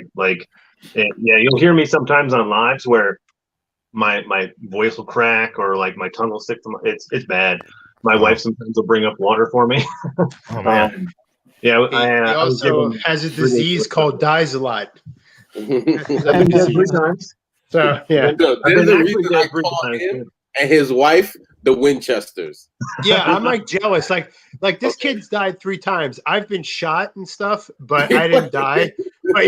But this guy, I died 3 times. I'm like, just take my bullet wounds and shit, and just enough with that, I guess. He's the living, breathing Dean Winchester. Yeah. For real. Where's Castiel? You gotta have where's Castiel? Yeah, I have Castiel. I think it's familiar. We have the we're talking about like growing different things in our worlds, and I've seen a lot of similar things among like just different creators. Like metal is a big thing, I think, in every universe because we have the metal we have in our world already has its rules. So by creating a new metal, and I have my own. I see like you have your own. I think Jason, you have your own. like I think metal is a very common thing that people create just to be able to have special weapons. I think that's kind of unique. I thought it was cool you said you have a shoe company, because Boulder has his own shoe company called the Boulder Dashes. But see, he didn't get rich off of them. Yeah, because Technetic offered him the license for him, and he like scoffed at it and walked out of the room because they weren't offering enough money. And so Caliber came in and stole the licensing from him. So now he has to pay royalties to Caliber. It's really funny. That's business though sometimes. Yeah, that's my world. There was a question here that I wanted to talk about. I thought was really good. Like, how do you find other writers to collaborate and work through ideas with? Does it happen organically through your social circle? And I like that one because, Crit in the game was written and collaborated with my group of friends. But a lot of my creative work moving forward has happened because of the guys I've met through making comics. Like I probably talk to Nick every few days whenever he actually checks his Facebook Messenger. I'm getting better. You're getting better at it, but I understand he's literally pumping out all that content for Patreon. I know it's a job by itself. And then I bounce ideas off Nick and Jason and everybody in our group more than I do my own creative team. So I think finding people with like ideas, and I think we talked about this a little bit this past week on one of the lives. Like, if you see someone creating things that are similar to you, like Jason and I, Jason and I became friends because Caliber and Convictor were so close that it was like, hey, we have similar ideas. We should, work on something. And now we're writing, CNC Murder Factory, which is a crossover event. Advent Comics hit me up and we're working on a crossover as well. And, so it doesn't have to come just from your circle of friends. It can also come from people that you just see that have a similar idea. Like, hey, we could work together. I saw Demon Hunter Raven and I was like, hey, Spectre would be really cool around that guy. Like, and I said no. Yep, you did. Because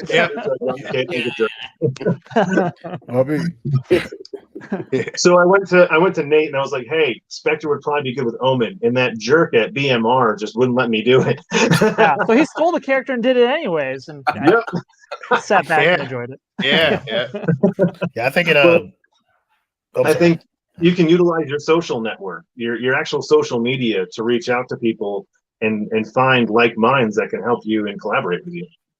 Yep, I've reached out to Tier, I reached out to Jace, I reached out to Chris before when I was in a situation about my third book, because it's going to be a lot of information. You remember I was asking you guys, like, how would you, make a comic when you have a lot of information you want to put in it?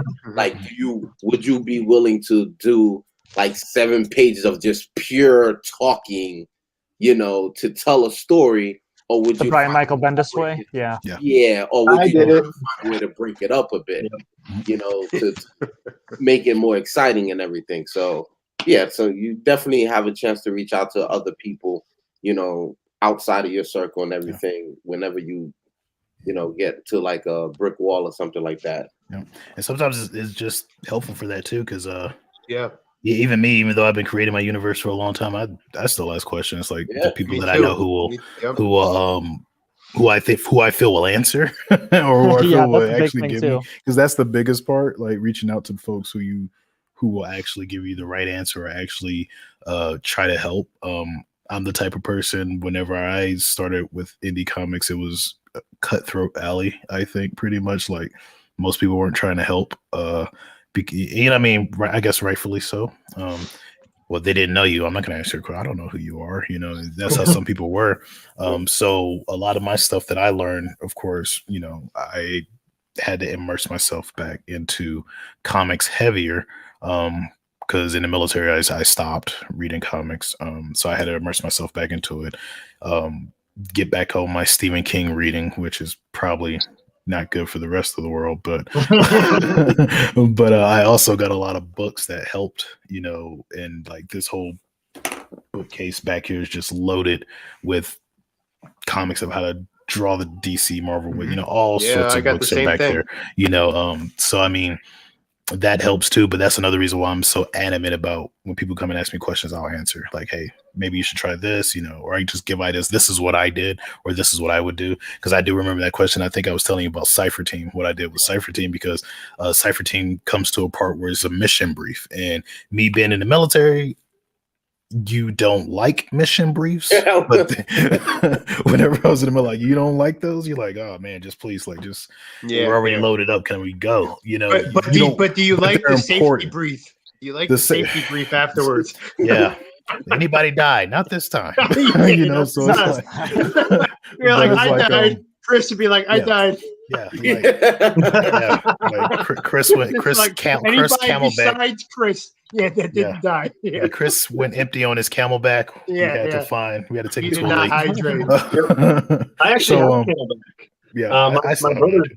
Yeah, he went 5 tours in Iraq, and when he came home, his duty was actually like he was in charge of one of the bases. Mm-hmm. And so he had all this extra equipment that he was getting ready to get rid of. And he's like, hey, do you want some Camelback since, you need water? I'm like, sure. Yeah, my kid uses it all the time. That's one of the most beautiful tools I think they ever really is. Me. It really is. But that and the Whoopee. Don't forget the Whoopee. Yeah, the Whoopee too. Yeah, definitely. But yeah, like I was explaining there, because like they, it goes through a briefing, not like the team briefing, but just the story brief, and then action. Well, no, how do I do it? It's the story, and then it's the leader of Temple Special Operations talking to pretty much the leader of the CIA, of their version of the CIA. They're talking like, hey, we need the scene back, blah, blah, blah. The whole time they're talking, she's like, she already knows what's going on. She sends out a secret squad. You see the main character, just Sarah. She's one of the characters. You see her walking in. She grabs the data pad. She's like, we'll be on ground soon. All of this stuff is going on in the background. And if you're military, you'll probably pick up on it like, dang, that looks familiar. I try to write my stuff exactly the same way. So it's like, so you see all this stuff, and then the action happens, because that character who got the data pad, now she's on ground, and you see them going through the motion, and then it goes to the mission brief, and they go through it just like a regular mission brief. This is where we're going. This is our hot zone. These are the hot zones. This is our LZ. This person is clearing out the LZ. Blah blah blah blah blah. Telling people what their jobs are. Okay, let's go. Then it goes back to the action, and then it picks up from there. So it's like explaining the world, explaining the team. You get an idea of who they are. And could I have just done the whole, her going from talking to the CIA director straight to the mission brief and then to the action? Yeah, I could have, but people would have put down the book. They would have been like, okay, that is just too much. And but it's important as a writer. That's your that's your influence as a writer. Yeah, So your real world influence. Yeah, so I am excited to see what you do with 3, because I know I use Cypher Team for it. Because even I was like, man, I feel like this is boring. Even after I wrote it, and then when people read it, they were like, no. I asked them, was it boring? They were like, no, it wasn't boring. I was writing dialogue for Hellwolf, and Hellwolf himself is former Australian SAS. So he's very specific in, when he's not popping off at the mouth, because he does that all the time, but he's very specific in the words that he chooses to use. And when we were writing, Chris was, lettering for me, and we were writing his dialogue, if you were in the service or any type of, law enforcement SWAT team or something like, you're in something like that and you use communicate like that, you're going to pick up on it, and it's just your influence as a writer from what you may have done 10 years ago, or what you do now every day as a job, or whatever. It's just, and I think it brings, for me personally, it brings realism to it for me. Yeah. And like I got, Hellwolf has guys that he runs with, these, they're called the Anubis Squad, and they run around with M4s, and their kit is real world kit, like everything. Like their vest, their even Hellwolf's, like it's all real world stuff, because these are guys are former special operators. They run these kind of daily operations for this corporation. So these guys are running in this kit. You can't have everybody walking around armor all the time. You know what I mean? And so like I draw them, I make sure the guys, their M4s, make sure the elbows tucked, I make sure they're all nice and sasa, all aggressive posture and the whole bit. And and again, that just like you said, that is you're just drawing from your outside and or real influences and putting it into your book. And I think we all do that, no matter what we do. I think as writers, every one of us does that. Yeah, and that's pretty cool. I love seeing that personally. I know two characters in particular that people have asked me about, Alchemy and Fireblade, because they're husband and wife, but they also get their powers from the Jinn. So people have asked, yeah.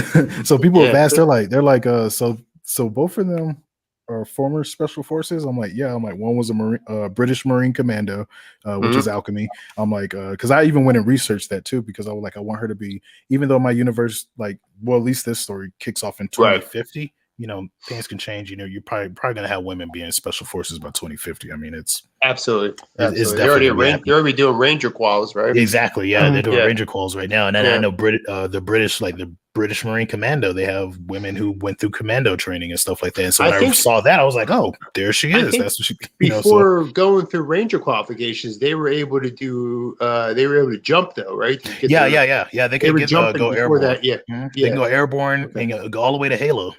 They can go all the way to Halo and stuff like that. So they're doing air assault and airborne. So they're before. Yep.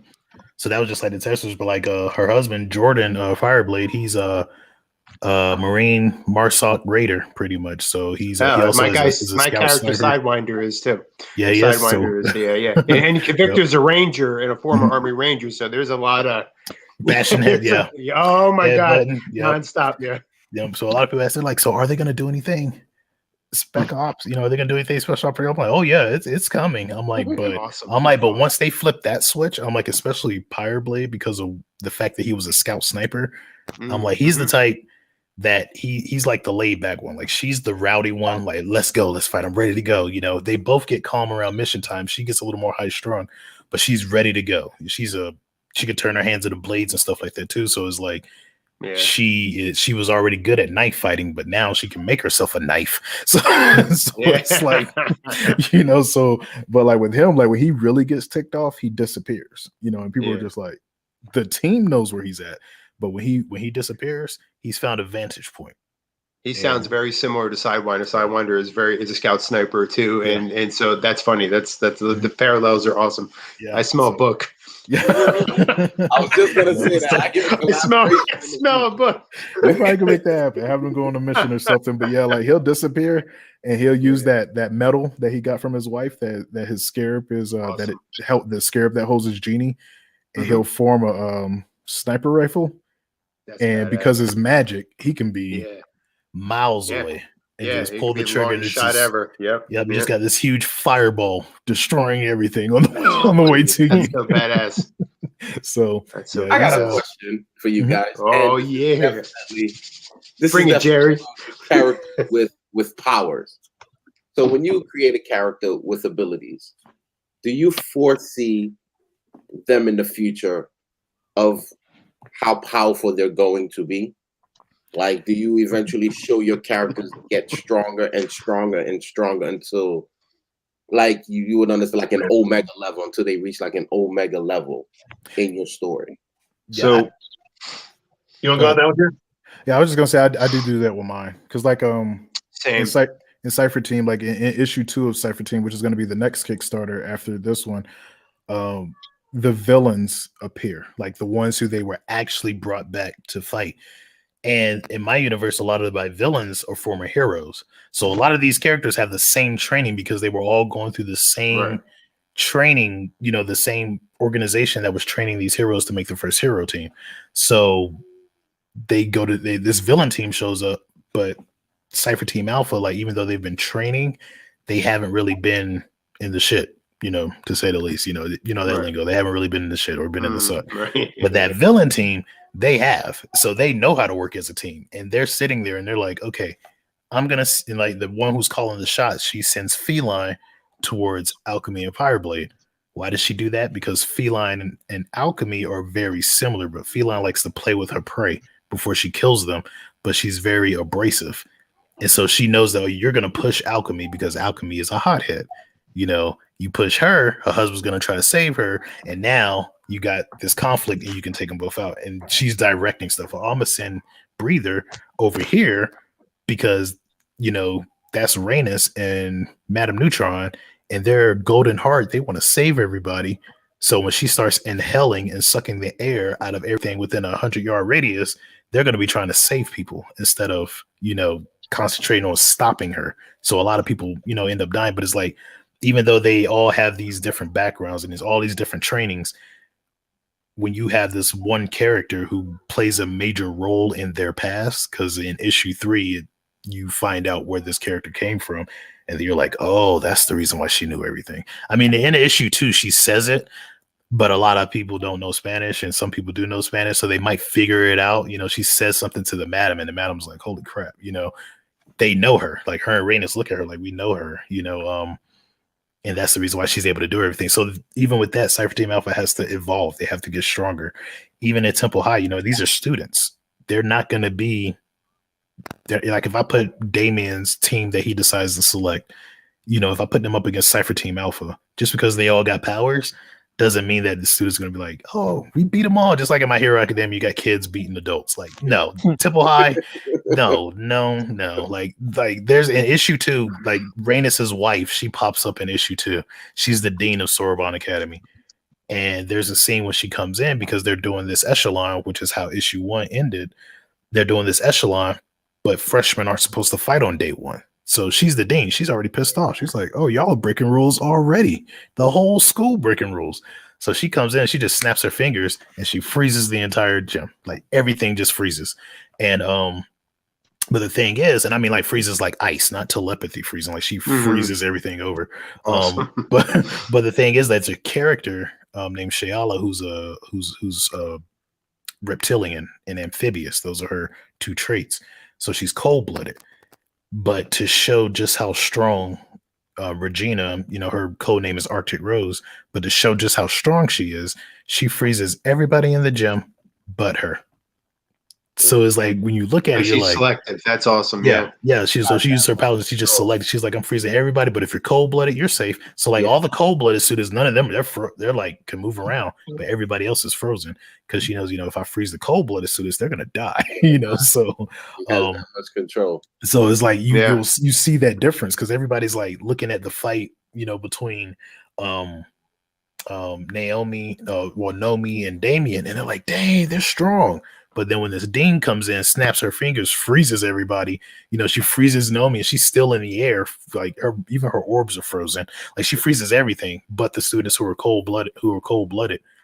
And then the reason for it is because I want people to go back and be like, oh, even though these students are strong, they still got a long way to go to get that precise, So I do that because I like to show that growth. That's one of the main things that I love about anime is they do that. They show that growth.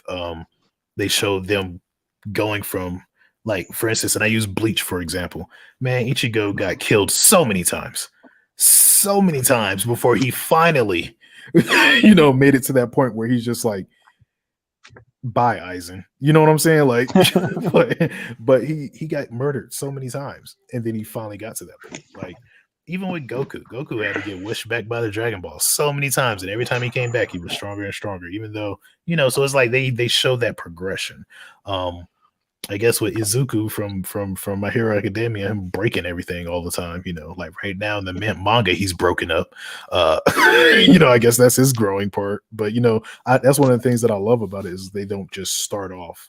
Like, they don't get powers, and then all of a sudden, they're beating villains who have been in the game for 30 years, Yeah. Like, even in Stars, they haven't been heroes that long. So the first villain they meet in issue 1, she's been a villain or been a thief for like 10 years, 10, 15 years. So yeah, she does commits to beating the crap out of them because they don't know what to do. They're just starting. And it makes sense, to me, at least it does. Because even in the military, I couldn't just go up against somebody who's been there for 10 years and been training in it for this is my first time picking up an M4, and I'm going to shoot better than you. How's that going to work? So, but yeah, I definitely do it. So,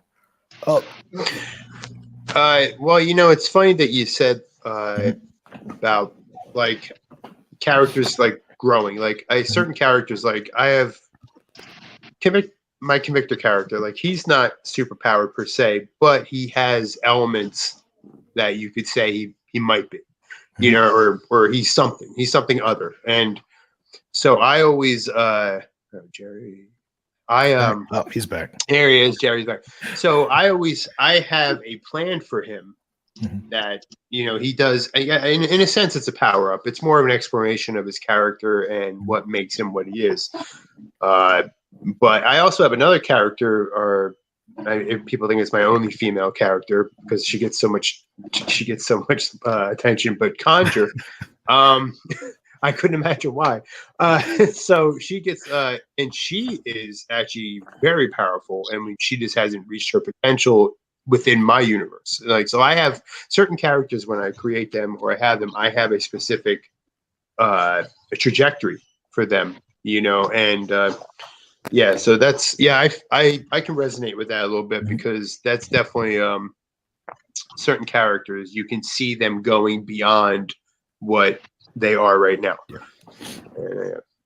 Yeah, that's good. It helps, especially as a writer, because we all want to do that.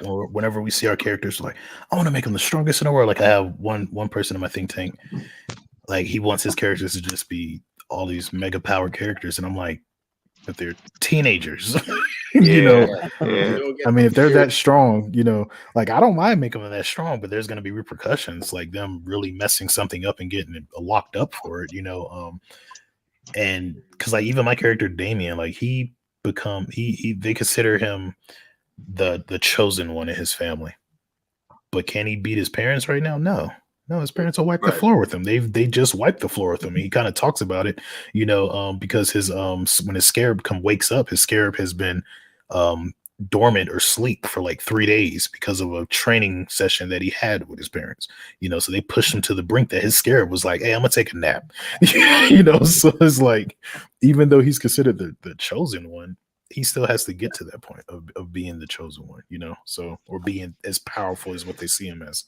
So like even my character, like I try to do it that way. So, you have like Pyro, Hydro, Wind, and Shock, as they start learning their abilities, Pyro obviously will be able to, raise his temperature a lot higher than he did before. Hydro eventually starts to control water and ice and starts to, freeze things as well. While Shock is also, his current is constantly getting stronger as well as Wind with the same thing and stuff. So as they continue to grow and get stronger, same thing like with the stones within them. Their stones is kind of like it's alive. So one thing that you definitely will be seeing from the ones that have issue 0 and issue 1 that comes out, you're gonna see that there's the scene that are very similar. And it's like for them to reach that new level that you see in issue 0, they have which was dope. Like, which was dope, by the way. I was like, I was like, I'm definitely back in when I got issue 0 from it. It was good. What's going on?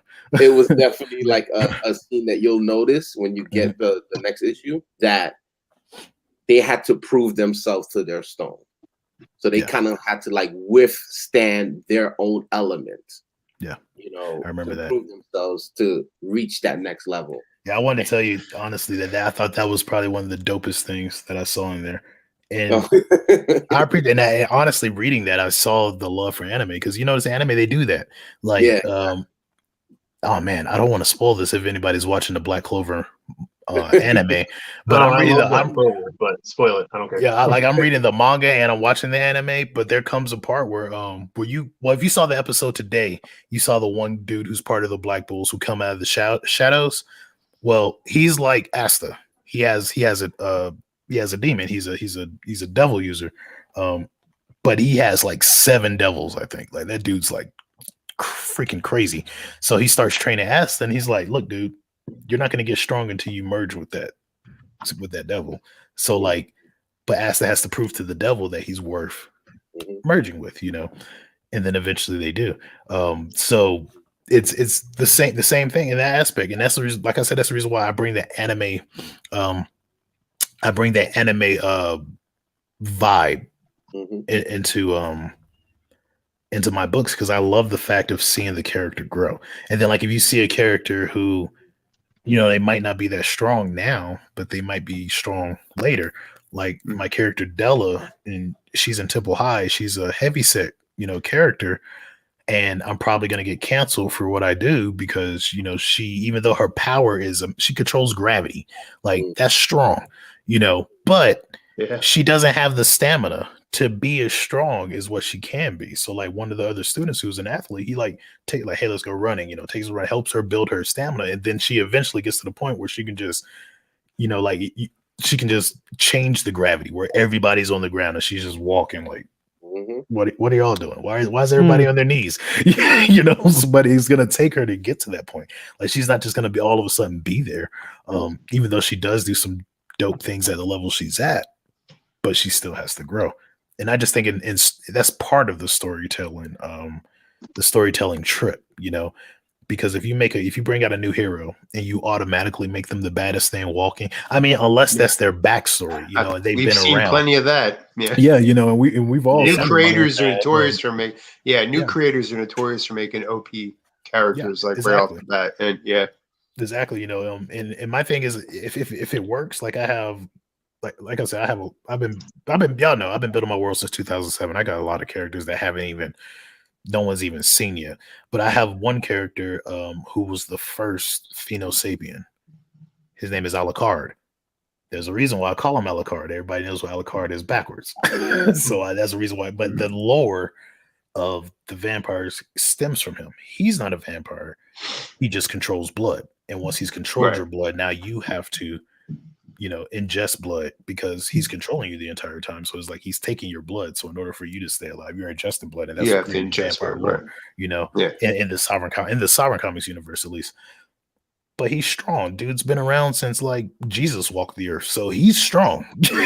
So it's like, but so when he introduces himself, he's gonna be one of those OP characters where everybody's gonna be like, dang, I thought Tier said he doesn't make his character strong off the bat. Nah, that dude's been around for thousands. Yeah, there's and years. that's a totally different character. Right. So if it's something like that, that makes sense. But if they like just got struck by lightning last night and all of a sudden they're beating villains that have been here for 20 years, that's I think being being fallible is good. Your character should be relatable. You know what I mean? Even Superman, as OP as he is, he's relatable. So even he had to learn though. Even he had to train a little. So when Naruto started, all he did was shadow clone jutsus. Yeah, look at him now. Exactly. But it was fun watching how he was creative with that ability. Yeah, that's what got me like hooked to it. Yeah, I think I think that was what I loved the most with that one, just showing him, like when he first did it to graduate.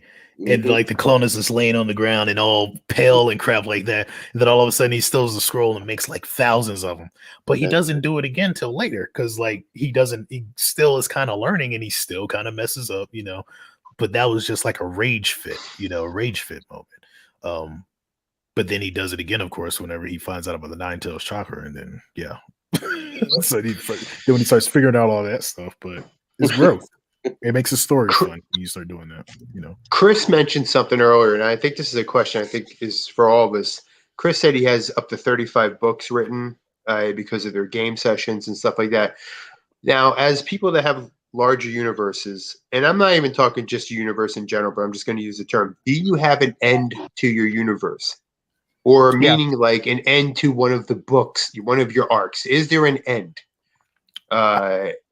You know what I mean? So whoever wants to answer that. I have it into the story that I'm doing now.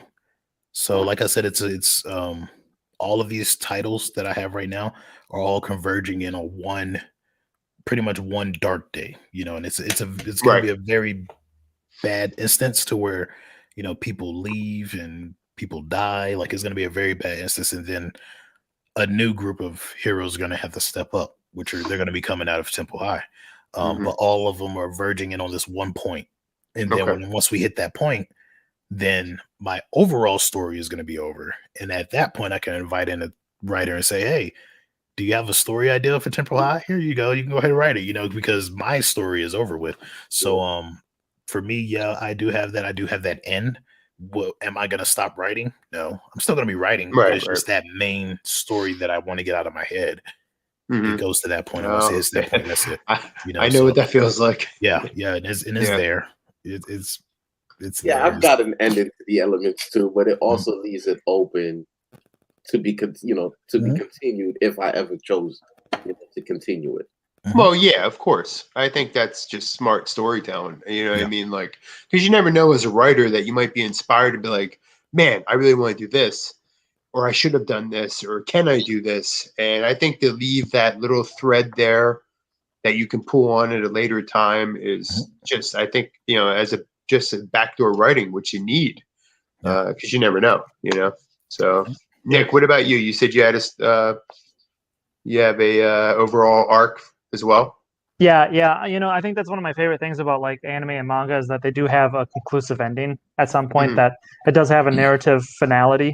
So I think that's one of the reasons why I kind of fell out of love with Western comics is like Batman's always gonna keep going. There is no end to him. There is no growth to him. And you used to be able to say that about Dragon Ball as well, but that's kind of fallen into the money pit where they need to keep it going in order to. It's a baby for their company and everything. But like you were just talking about Bleach, man, that's one of my favorite series. Like I'm hardcore Bleach, and the way that they ended. I'm ready for them to bring back was it a thousand year war? They're bringing that back. Oh man. Ooh, that's going to be so good. Yeah, and actually, I drew a lot of inspiration from my series from that because I love the way that Taikubo.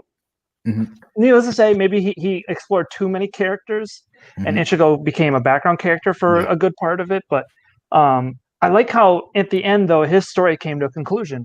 Yeah, and that's kind of what I want to do too, is because you have a lot of people that they just want a full story. They want to digest something and then move on to something else. They want something that ends, and I think that's important for us because as independent creators, we don't have that luxury or the ability to have a mega conglomerate come in and be like, here's $1 million. You've got 50 more years to tell stories. Like, we only have this one time with this one chance, and we better make it good. Exactly. I like endings, and I'm telling you this right now. I like endings to my TV shows, like Supernatural ending. Yeah, Pride. It ended. Yeah, that was man. Let's not talk about that. I hate open endings. Like it drives me nuts. Like for example, the ending of, and anyone ever watch Angel when they're in the alley and there's like a wave of monsters coming at them. And they're like, yeah, let's get to work. Wait, that's it? Like what happens? I need an ending. That's me. Like right. I don't with wondering what could have happened. Yeah. Me personally, I have an ending to my Convicted books. Like there's a start and an end, like a definitive end. I mean, Chris is probably the only guy here that actually knows that there is an arc for him. Just like you were saying, Terry, like I've had it in my head for so long. I've been 30 years. I've been able to create a start and a finish for the character and a definitive finish. Yeah. I'm not going to say that I can't at some point say, well, I could pull on that thread and, maybe the character, use him. But I want it to be definitive because I think for me personally, he's a very polarizing character for me within my universe. He is, he's very defined in what he does. He's very, he's of all the characters I have, he's the realest one I have. And so I want to give him a real ending. Yeah.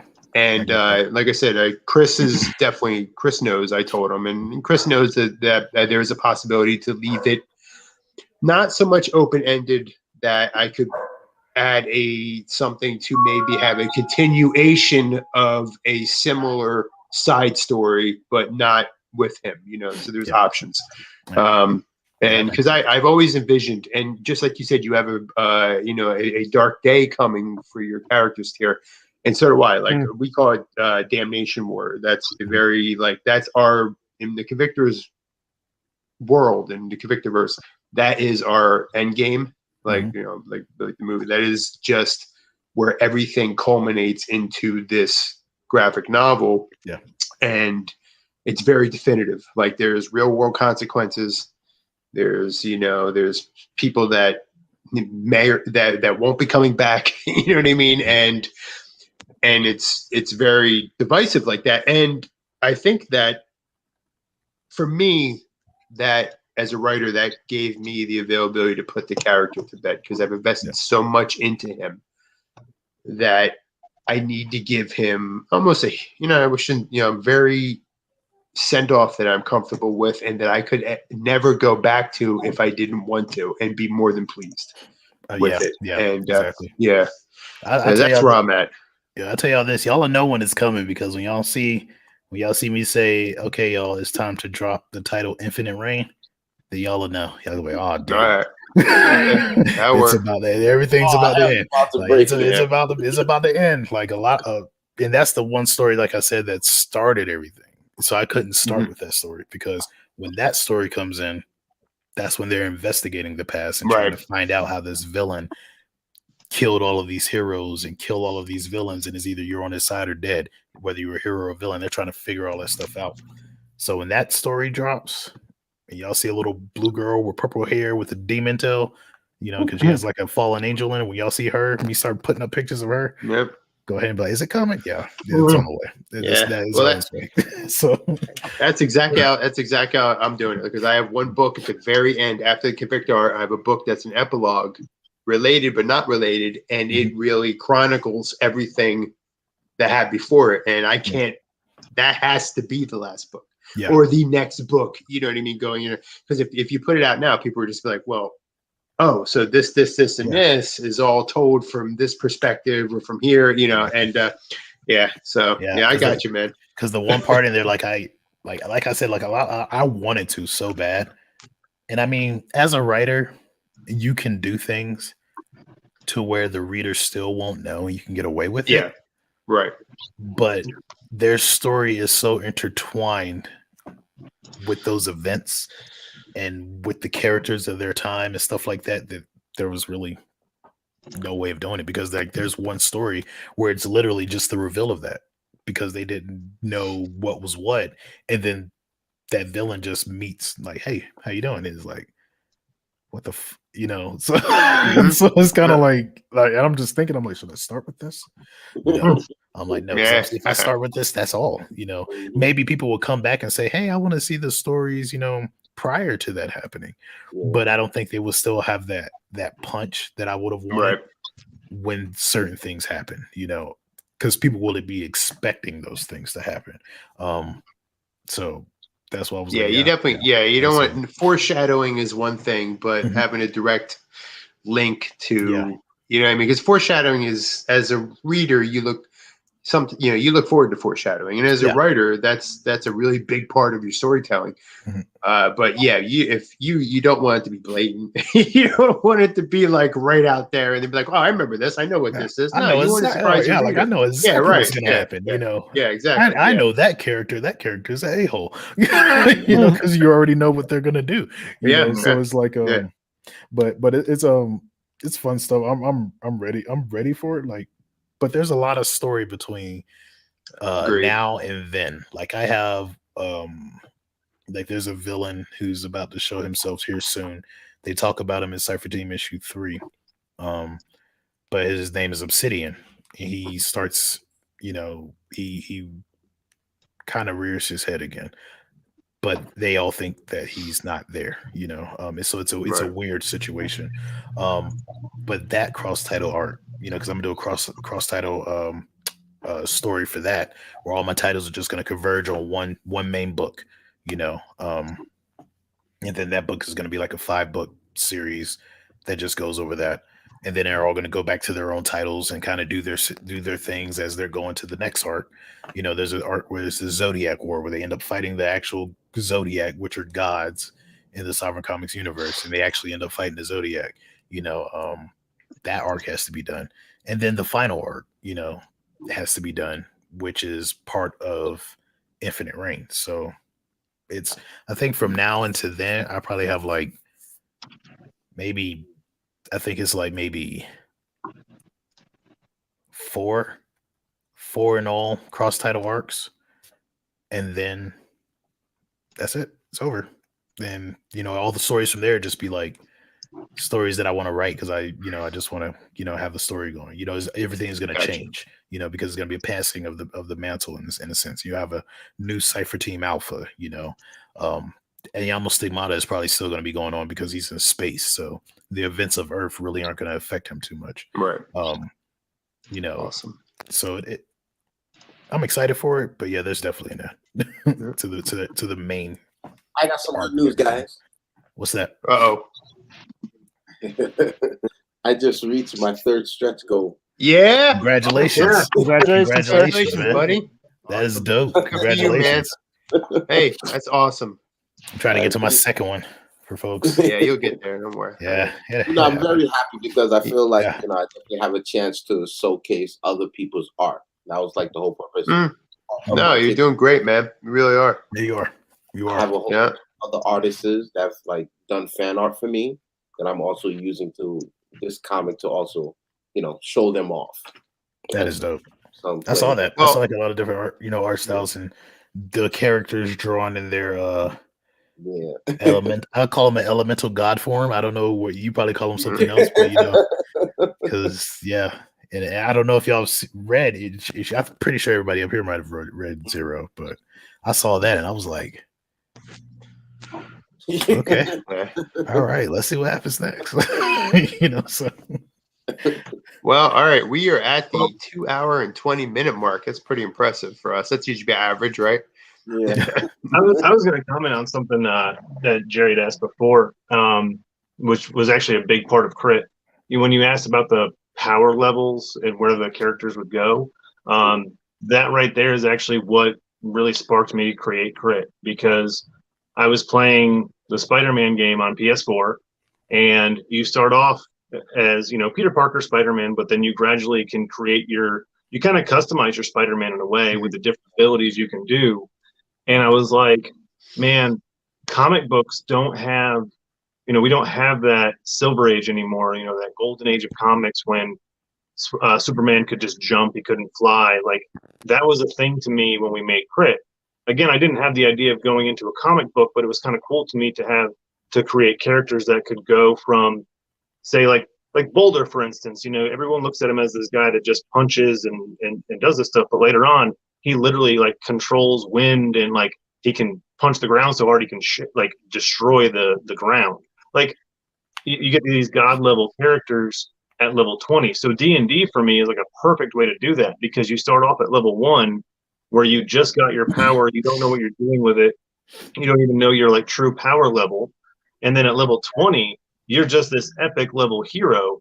So for me, when we went to the comic book, I thought it would be cool for my readers to be able to watch these characters unlock new powers. And I've written it, in the game, they just level up, they get the character, they update their character sheet, the power's there.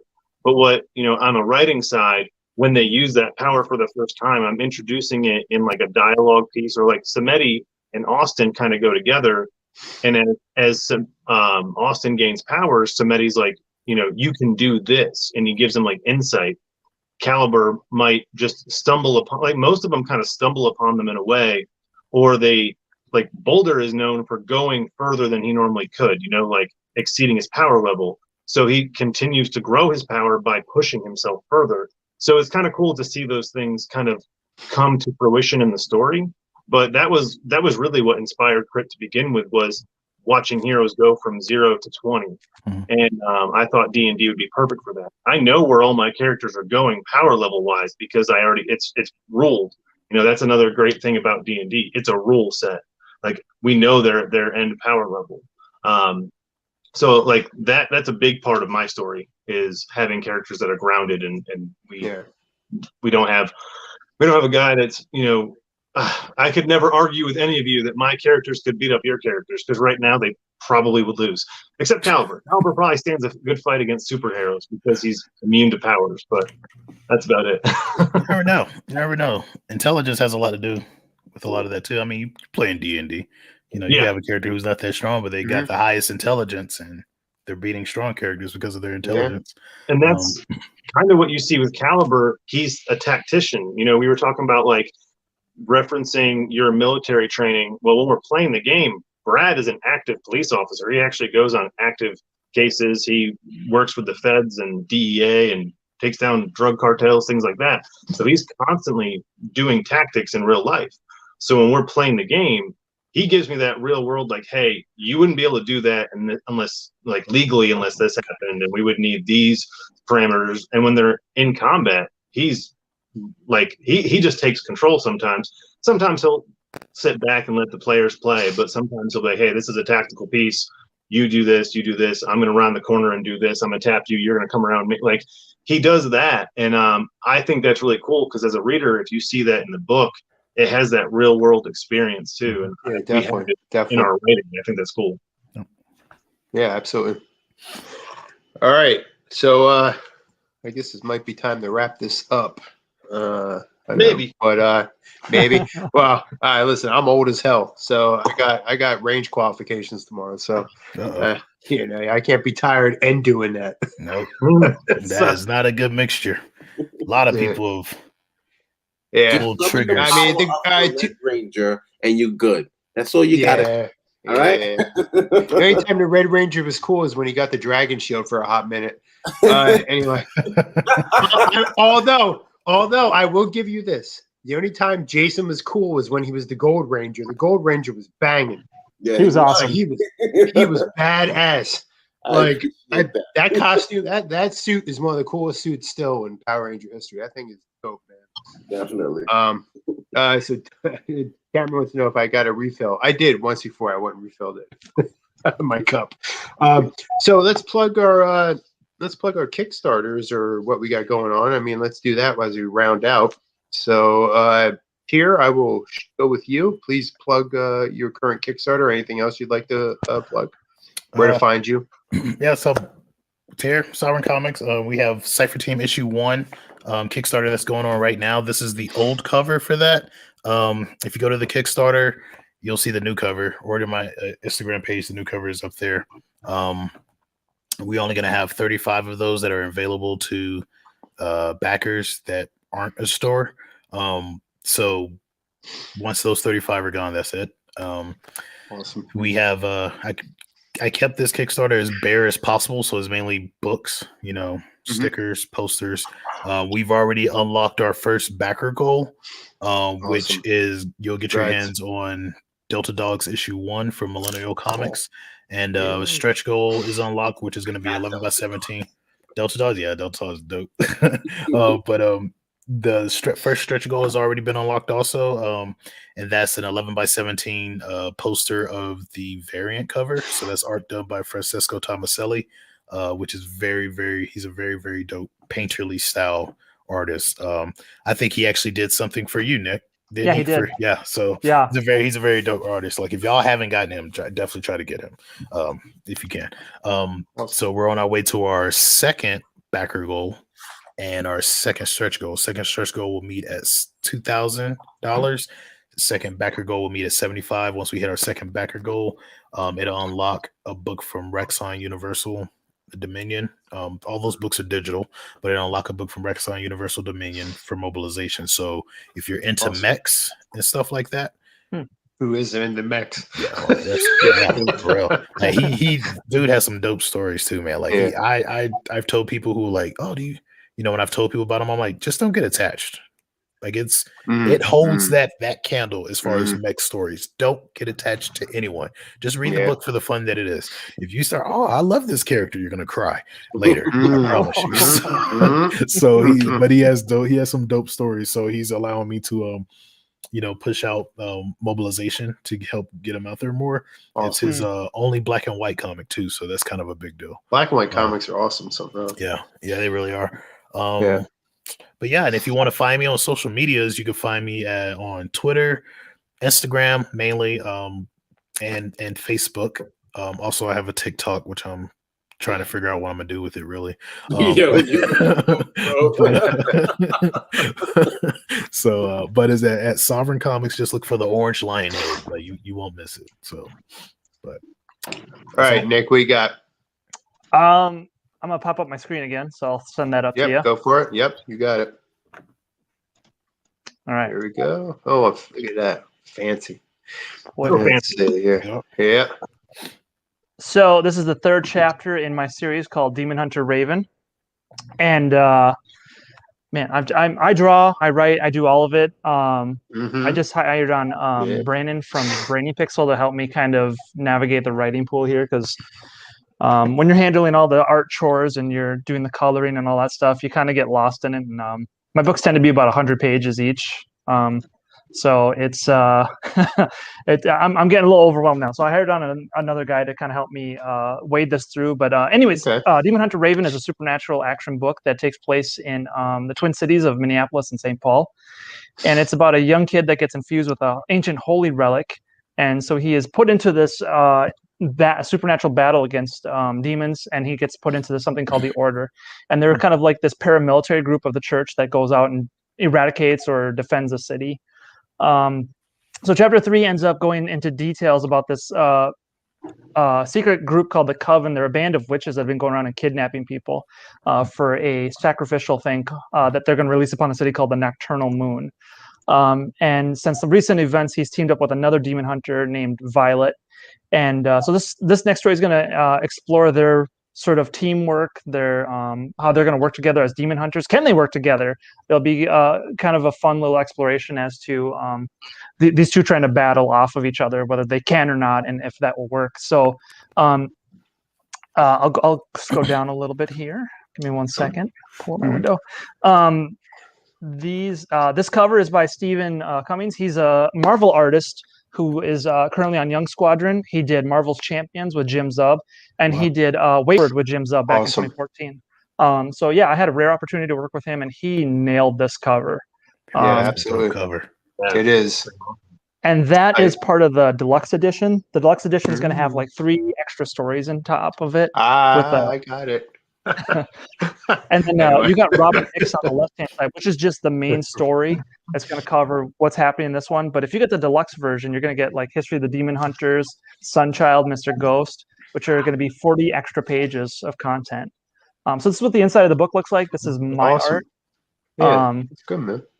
I love that manga. Character. Yeah, thank you. I love manga. I love anime, so I love that sort of kinetic action that they do. So I try to really keep it moving. And then if you've never heard of it, I've got a little part on the page where you can explore some of the characters and the new ones that are going to be introduced. We've got a new character named Detective Vale, which will be kind of our grounded perspective. You've got a lot of supernatural elements in this book, so we wanted to explore that the grounded feel. Like what are other people feeling with this? So Nick, you already know which one's my favorite, so I do, and I can't reveal anything about that yet, but yeah, I've got something for you further down the road. Yeah, I love that guy. This is Annabelle. She is the head witch of the Coven. Badass. She's behind the scenes putting everything together. I will be debuting more of the witches here later on as we get further into the Kickstarter. But she's cold calculating. She's very just mean. So we can't exploit the way to explore her sort of character because she's mysterious and she's just intertwined and dangling, and she's got her hands in a lot of stuff. So she's going to be before this, there hasn't been any real antagonists. There's just been a lot of demons and exploring the psychological nature of the character. So now we're really getting into the heart of the story. And the Coven's been a real first threat for our main character. So he's young. He's only 17. So can he even take on this, or is he going to fail miserably? And as I was saying earlier, these are the deluxe stories, History of the Demon Hunters. I'm a big fan of Assassin's Creed. So we're going to explore the lore and myths of other demon hunters and certain parts of the organizations, like how did the Order form, looking at the First Crusades, how that happened. These are being colored. I was actually just coloring these right now on our stream right now. Awesome. One of the deluxe stories will be about the 1776 Revolution, a group of demon hunters that are trying to carry out a holy relic from being taken from another group of well, I can't say. You'll have to read the story. Right. But it's kind of there you go. You have to get the story. Kind of a run and gun story. So Running guns this are good. is by Paul Tucker. His character Sunchild is a 6-page short story that I can guarantee you is going to be getting more stories here. He's a demon hunter that takes place in a certain time, and we're going to be exploring some of his backstory. He's going to be talking about it on Friday night on Icfis channel. We're going to be doing a live color of that piece, and we'll have the creator on to talk about it. So that'll be exciting. So it's his first published work. I gave a chance for some people to get their first time published work on my last stream, on my last Kickstarter. Just along with this one, Mr. Ghost, he was a first time, those be his first time published as well by Lucas A. Ferreira. It's going to be a Noir sort of detective feel story. He's on a missing persons case, and he's diving into some secret societies, and he's trying his hardest to not end up being one of those missing persons. He's a demon hunter as well, so you can expect plenty of supernatural activity in that as well. And then you can collect all the original past collected chapters in this, called the Volume 1. It's going to be about over 100 pages worth of content. So explore chapter 0, 1, 2. And then I've got 2 brand new stories that will be collected in it as well, such as there's a list down there that's going to collect all those stories, and it'll tell you exactly which new ones you're going to be getting. So if you missed out on anything else, I got you covered. It's all right here. And then this is just a preview of some of the art from the previous from the previous ones. I love like series like Bleach and Jujutsu Kaisen, just the horror elements that they kind of develop into it. So I like to play with a lot of sort of anime aesthetics, a lot of fights, but I like to ground it also in the reality of like, what are they fighting for? It's not just like guys powering up like in Dragon Ball, where they eventually ended up being too much about, we got to get to Super Saiyan 3 or Super Saiyan God. It's, we're fighting for a cause. So Ultra Instinct, which was dope though. Ultra Instinct was dope. I'm not gonna lie, but still, I'm still catching up on that. It's on Hulu, so I'm watching it now. But my stories are very much about the reaction to something, and then people reacting and going towards it. And you can get previous works on here. I don't want to take up your whole entire time because there's other people that got to talk. But anyways, we're funding right now, and you can come grab that. Awesome. And all that stuff. Thanks, Nick. No problem. All right, Jerry. Let's go, Mr. Stretch Goal. All right, guys.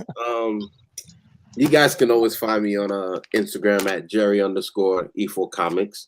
I'm also on Facebook under E4 Comics as well.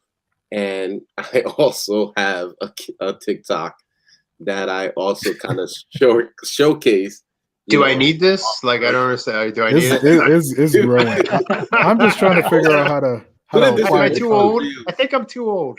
Most of the reels that I put up is literally like from my TikTok, just brought over to my reels. And I just found out recently that Instagram is not having that. Like, they will not promote your reels because it has the TikTok watermark on it. Oh, because it's a competitor. Yep. Yeah, exactly. So Instagram. So I have a Kickstarter out right now. I think there's about 11 days left on it. And I am showcasing issue 0 of The Elements. All right. It's holographic cover, you can see. Basically, this one it's like a future. Awesome. It tells you a big spoiler about where the brothers are going, what's gonna happen to them, how they reach like a new level, et cetera, et cetera. So this story takes place sometime, after the beginning. It even starts off saying like it's been 6 months since the last threat on Earth, and the brothers, had to defend it and stuff. So this is a little bit more further down the line where they know their abilities a little, a lot better and stuff. But then we have the new one that just came out with the Kickstarter called The Awakening. This one is pretty much issue 1. It tells you the story about the boys, them growing up in an orphanage, how they finally get their elemental abilities. And from this on, the story is going to continue from this. It's going to every issue is going to continue from the last issue from this point on. And from the Kickstarter, these books will also have, as the stretch goes, will also have a few pages of fan art from other artists that's, done fan art for me, to help get their stuff out there as well. Plus mini posters of collaboration art that I had the privilege of doing, one with the Convictor, one with Boulder, and one with Omen. So, and then there's also posters, for example, that you'll be getting with these books. Oh yeah, awesome. That's really Hydro. Cool. It looks dope, man. That's Sky. I brought up his cage, Jason. Yeah, here we go. I'm on it. I'll put that up for him. Yeah, there we go. Look at Nick. No problem. Nick's the guy now. It's official. Yep. My fat fingers trying to do it. Forget it. Because I was never gonna figure that out. I'm not tech savvy whatsoever. Yeah, I'll show you guys how to do broken. So yeah, there's a bit more posters coming up with these rewards and everything like that. So 11 days left. Maybe I'll come up with another stretch goal tonight. Hey man, keep trying. Yeah, absolutely. I got quite a few artworks to show off and everything. So those are the stones that I had JB do for me. Yeah, those are cool. Yeah, Jordan's freaking awesome and stuff. And that's basically it right there. This is the art on the page. This is the inside interiors. Mm-hmm. Very cool. That looks good. I just backed you. This is awesome. Freaking awesome. So, yep, that's a little video we came up with to show the story background of the characters and everything like that. So that way you get more of a understanding of the backstory of where they came from. Those are the villains from issue 0, which, mind you, by the time we get back to this, there's going to be quite some difference because the original artist for book 0 is not with us no more.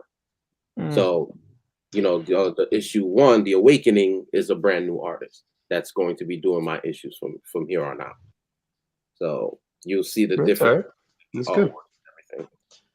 Do you have a product list, like what you're selling? Is that further down? Yeah, a little further down, you'll see the different type of variant covers we have for both issues and stuff. That's one for The Awakening, and show you a couple of pages from The Awakening as well. Nice. And as you go a little further down, as you see, the story gets crazy. A couple of other images of future references that you'll be getting as well. And that's Clenneth. That's going to be the guy that shows them the way of their abilities. That's one variant cover for issue 0. That's actually really cool. I like that. Yeah, that's very cool. That's the other one. And that's the last one. Cool. Nice job, man. I should have shown my Kickstarter. I feel like the odd man out. So and those are the posters and stuff. So give me 1 second. I'll bring up yours. Dope. That is dope, man. I like that one with the dude like the water torpedo. That's the Hydra? Look like water torpedoes. Was that Hydra? Yeah, I like that one. Like that one caught my eye for real. I saw that. I was like, dang, this dude about to mess something up. Like, I don't think people understand how powerful water is, especially when you they are not. Nope. Get to show them. A lot of people I noticed whenever people think about elemental characters, they're always they either want to be fire or earth. But it's I don't want to be wind. Wind is weak. I don't want to be water, but if you control water, the human body's 70% water. Exactly. You want to explode, that's how you explode. Exactly, exactly.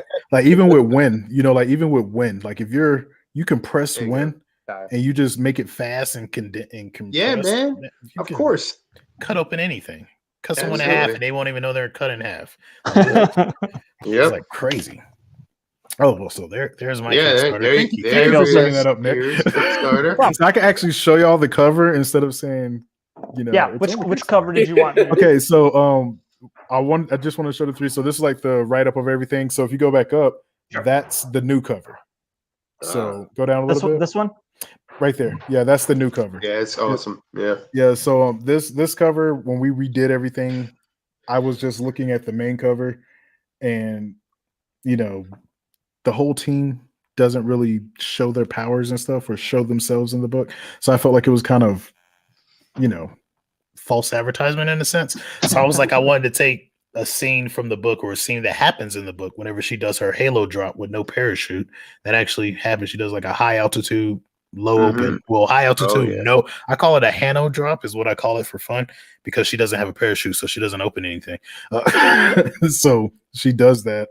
And that dragon is in the book, but I wanted to show it more because you only see it a little bit. And I wanted to show it more with this. So I went to my main art team. I was like, hey, this is my idea. Let's do it. And he brought this back and I was like, thank you, dude. You pulled it right out of my head. So there's that. And then the old cover is under that.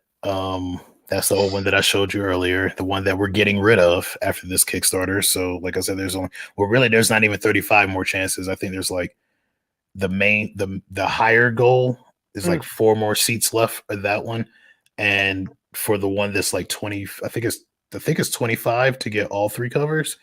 It's 25 seats, but I think the tier is actually also maybe it's 25 or 30 to get all 3 covers. And I think there's maybe 22 seats of that left, or maybe 21, 22 seats of that. So that one has more. And then other that is the variant from Francesco Tomaselli with beautiful. yeah, that's one of the characters who actually she does a lot of face time in the book. I like that cover, so that's one I picked up. Yeah, it's a dope cover. I told him what I wanted to do. I was like, I want to do like this, what's her name? The villain, the Baroness. The Baroness from G.I. Joe. Yeah, man. Yeah, I was like, I want to give her kind of a Baroness the feel. best part of G.I. Joe. Exactly, because that's what I tell people. Like when people have seen Cypher Team, they're like, man. What would you say you have a feel for? I was like, well, if you're into X-Men, G.I. Joe, and Wildcats, you'll love Cypher Team. Wildcats. Oh, yes. Definitely. I definitely get the Wildcats feel from this. That's what I liked about it. Yeah. Thank you. And then I think the rewards are farther down, and then also like the digital stuff. So that talks about the series a little more, and then talks about the book, what you'll get. I think all that stuff is a little preview. So this is the briefing that I was talking about, but it's kind of fun because it has the banter that's going back and forth, especially those two because they've been friends forever. And then she does her, her hand signs because she's actually a real life ninja. Changes to her suit, and then she begins her halo drop from here. They turn off that. Awesome. That is such a good panel. That is a good panel. Yeah, it's breaking. I like the breaking panel. That's good. Yeah, the action's flowing nice. Yeah, and then he goes to the next page, and that's the one who's on the variant. She's the one that's on and she's trying to save this little girl. She's like, "Will you please slow down?" Like, there's actually a part where she's like, "Yeah, little girl, please slow down," because the girl has powers, and she's like, "I don't have powers. I've been chasing this girl for 15 minutes," and she's like running circles around me, So it does have some comedic parts, but then of course, it gets dark instantly. But then it goes to the covers right here, the 3 covers that we have for this one. And then the poster. So this is a poster you can get for so if you back that tier, whoever backs the tier with that poster will get that poster. But the next stretch goal actually unlocks that poster for everyone. And then there's the t-shirt that I'm going to do. That's for the higher, the higher tier. It has their logo on it. See, I'm a sucker for t-shirts, man. Yeah, me too. Me too. I actually, also I have like a day one back. I don't know who backed on day one, but if you backed on day one, there's going to be a sticker that I ordered that is actually their unit patch. And so I put that in the first update, so it's going to be like their unit patch. But I think the 4th stretch goal, if we get that far, I'm actually going to get it made into a patch, and everybody that backed the physical tier is actually going to get the actual unit patch. So, you get Velcro backing. Yep. So you can put it on your uniform. If you're still in the military, you just put it on my. I put it on my play carrier. There you go. And so, like I said, this is the first digital book that isn't mine. This is for the backer goals. So this is the first one that's been unlocked because we got past 50 backers. The next one is Raxon, which I was telling you about, the mech story one. And if we hit 75, that one will be unlocked. And then the third one is Nightfall #1, which we were talking to him earlier. So if you want the digital for that, if we get to 100, you'll get that. Yeah. And then I got that book. Yep. And then the last 2, if we get to 125, 125 is going to be Mask from Ovation Comics, and 150 is going to be Tilt #2 from awesome from Catalyst Comics. So I get confused because there's 2 different Tilt titles out there. Yeah, it's like that other one too. So this was the stretch goal #1, which is the 11x17 poster of that variant cover. And then stretch goal #2 is going to unlock the new cover 11x17 poster for everyone if that one gets unlocked. So and that gets unlocked. Awesome stuff, man. 2000. Yep, and that's at $2,000. So we're at like 1650, I think, right now, or 1651. So you're pretty close. Yeah, you're good there. You're just about there. Awesome. You got 21 days. You got it. Yeah, no problem. No problem. All right, Chris, let's go. Well, my Indiegogo launches tomorrow at noon Eastern Standard Time. I've got 4 issues. A new launch? Yeah. A new launch. Everyone's doing that now. Yeah, I don't know what that's all about, but well, I'm gonna try. Hopefully Indiegogo launches like when I ask it to. Yeah. You know what launch at 5? Waited 5 hours. Yeah. Just hope your computer doesn't crash before launch. Because that's what happened to me. That's the reason why it says like $100 goal. It was supposed to be 1,000. Oh gosh! I was talking to Chris about that the other day. It'll be done right. So just hope that doesn't happen. Just hope that doesn't happen. I was like, is that it was supposed to be 1,000 of like, you know, funding real fast and having Kickstarter push his work? Like, what happened? Like, it was supposed to be it was supposed Jerry's to be like, is this a master plan? Because I need to. I usually is there an algorithm? Yeah, I usually do 500. I usually do 500 because I want to at least get stuff to the people who back. But I 100 was never ever the plan. That was never ever the plan. So that's awesome. Yeah, it's a funny story behind that. Launching tomorrow, Chris? Yeah, launching at noon on Indiegogo. 4 issues, over 100 pages of content. I've got an early bird special, I guess. That you get the crit bag with it, bunch of little goodies in that one. I've got a tier also. I try to keep it simple because a lot of these, 2 of these books have already been, released. Issue 0 is being done by Nate over at Slate Comics. I'm lettering it. Me and my team are writing it. We've already written it.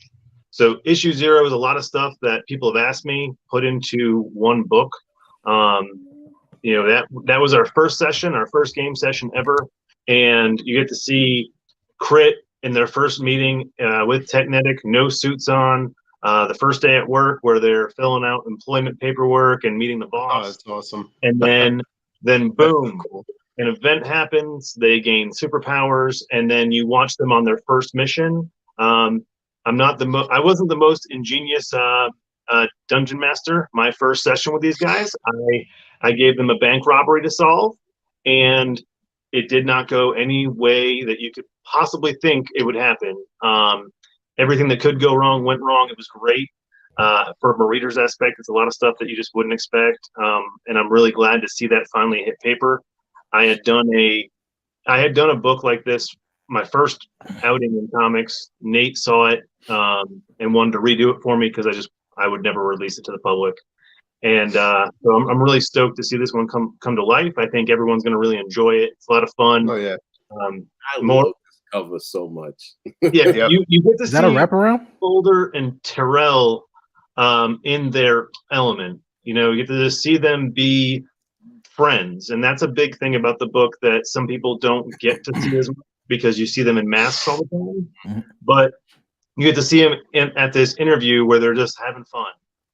It introduces some big name characters that show up later on in the book. It also brings to light some of the characters you've already seen.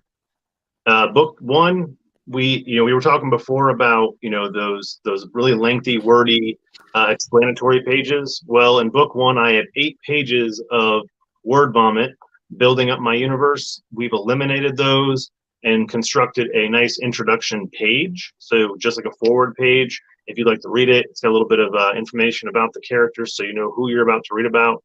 And then we go into the story that some of you may have read. The Kickstarter for that one had failed. I self-funded it and then gave it to free to a lot of those backers. I did have a big push for it right after that. But we've gone and re-lettered it now as well and kind of redone some of the wording. My first outing in comics, we did a lot of proper grammar. And then I realized you don't talk that way, you don't read that way, so we fixed some of that. And issue 2, I know we launched that, did really well with it, but I didn't ever I've never done anything on Indiegogo. I don't know a lot of people that have, so I felt like this would be a good crowd to give a nice big pardon my usage here, but a big package too. Then you get book 3, which if you scroll up, that big spread is two panel covers. So if you get both books, it's one big poster that we've made. The poster will be included in one of those tiers as well, and as an add-on. It's probably the coolest thing I've ever seen created for my books before. It's awesome. It's really awesome. Mo Luzbin and Cristiano Cruz, that is their work right there. And what I loved about this cover was I was on tier. We were on a live for Indie Comics Dispatch, and I forget who said it, but somebody said they wanted Indie Comics covers to reflect some of the stuff you see in the book. And that cover shows exactly what happens in this book. I'm introducing the main villains. You're actually getting a bit of the big overarching story that's happening behind the scenes of Crit, the world around them. They're not the only super things in this world, and and above all, you get to see them act like they do. There's lots of sarcasm. There's lots of fun. Cool thing about this book is there are 2 panels in that book done by 2 other creators. I had this idea with the story where they're retelling some of the stuff that happened. They're doing a mission debrief, and Caliber remembers it one way, Boulder remembers it another, and Spectre just wants to put his 2 cents in. And so I had Nate from Slate Comics, and on Instagram, his name's Reference AU. I had them each redo my panel in their own idea, and so it gives a different perspective and a different art style on those panels, which I thought was really cool. And another cool thing about this one, growing my universe, I did a contest during my campaign for issue 2. I did a contest to create a character for issue 3, and this is the thing I'm going to be doing every issue that I put out. I have a lot of NPC characters for people to fill in, and so this book does contain a dog that was submitted, Blinky the dog, who is now good old Blinky. He's a teleporting dog who antagonizes the crap out of Samedi the cat, and so he'll be sticking around. And then we have the New Orleans thug, who was designed to be just taken out, but he brings in the mom tattoo first, and it's awesome. I'm really happy with how we were able to bring that in. And so tomorrow, this launches. Also tomorrow evening, me and Boulder, Terrell Williams, will be rolling the competition for book 4. Awesome. We have a contest tomorrow night on the Instagram where I've got like 9 submissions, I think, right now for characters for book 4, and that will be the first issue as well to show Bones. So if you haven't caught up on Crit, this is the way to do it, because next month I'm launching my Kickstarter for book 4. I thought this was a great way to get some new people into Crit and get them ready for the big outing in book 4, where we bring in the massive powerhouse known as Bones. So check it out tomorrow at noon. I've got really affordable price ranges. I didn't try to go crazy with my tiers because again, these books are finished. They've been finished. I just want to get them in the hands of people and kind of get at that Indiegogo crowd. Got some cool exclusives that are only going to Indiegogo as well. So check it out. So I have a question. That banner, you said that's the cover, right? That is. So if you look right down the center of that, is where the cover breaks and they connect together. Oh, so it's not a wrap. I thought it was a wraparound. I was about to say, man, that's a pretty dope wraparound. So you're gonna have multiple covers, but they're all gonna create that scene. I'm doing 2 books. I'm doing the hero side and the villain side. So it'll be a front and back. Okay. And I wanted to do like a fold out, and my printer just can't do it. And honestly, the cost to do a fold out is so expensive. And the backers for the Kickstarter issue 2 are actually getting they're getting their option of one or the other for free. Cool. So where I was giving it out for free, I really couldn't drop so much money that would cost me to get a printer to do 4 panel. It was honestly, I reached out to a couple people and it was ridiculous. But what I am going to do is be offering that in a poster as well. So, you can either do one, you can get the additional cover, you can get the poster, you can do both. I personally just cannot wait for my poster to come in because that's just a beautiful, amazing piece of work. Yeah, definitely. Yeah, I'm still in awe of that cover. It's very And I think it'll do well on Indiegogo because it has that 90s feel to it, and a lot of Oh folks yeah, on definitely. Indiegogo Most love definitely that it does. 90s Oh, yeah. vibe. Mm-hmm. I have like if you haven't read Crit or heard me talk about it or anything, it's like Beverly Hills Cop meets superheroes. It's a buddy flick where these guys just get powers and my friends really play themselves with powers. It's pretty funny. We talk about who we would be if we ever got superpowers, and I'm pretty sure they play to the T who they would be. Nice. It's kind of cool to see it, and I kind of make fun of them sometimes when they do stuff. I'm like, you really would do something stupid like that, even though you can do it's a lot of fun for me to watch these guys do this stuff, and for me, it's awesome to be able to show my friends, show off my friends and their ability to create these characters, because I don't necessarily write all their dialogue. This is them in their finest, and I just really want to get this out to the world. Oh, awesome. Oh boy, I guess it leaves me, huh? At least you got to. I don't really. I want to share this real quick. My daughter has asked me to show off her work, and I do this often when she's recently got into anime style drawing. Awesome. This is her first. That's great. That's really good, man. 10 years old. She did the pencils yesterday, and she was thinking about doing some color on it and was worried about going over the pencil lines. So I explained to her the difference between inking and penciling, and what she had just done was penciling. So I'm really proud of her to go through and ink her own work for once. So that's really cool. That's really good. Yeah, she's working on her own comic, and I'm really proud of her because she only does animals. This is her first human anime picture. So that's very good. All right, so I'm going to wrap this up and bring it home, as we say in the Rasslin world. Convictor's 100 Moon, what's going on with it? It's out next month, finally. So I'm actually, it's been arduous, and anyway, but sigh of relief. I've gotten some very competent people on the project, and things are moving fantastic and much better than anticipated. Chris is one of those folks. He's our letterer. And we have same colors that he uses. Cristiano Cruz is doing our colors, and he's currently coloring all of it. So we're good. We're scheduled to get this book finally out to the backers after such a long and treacherous and draining journey.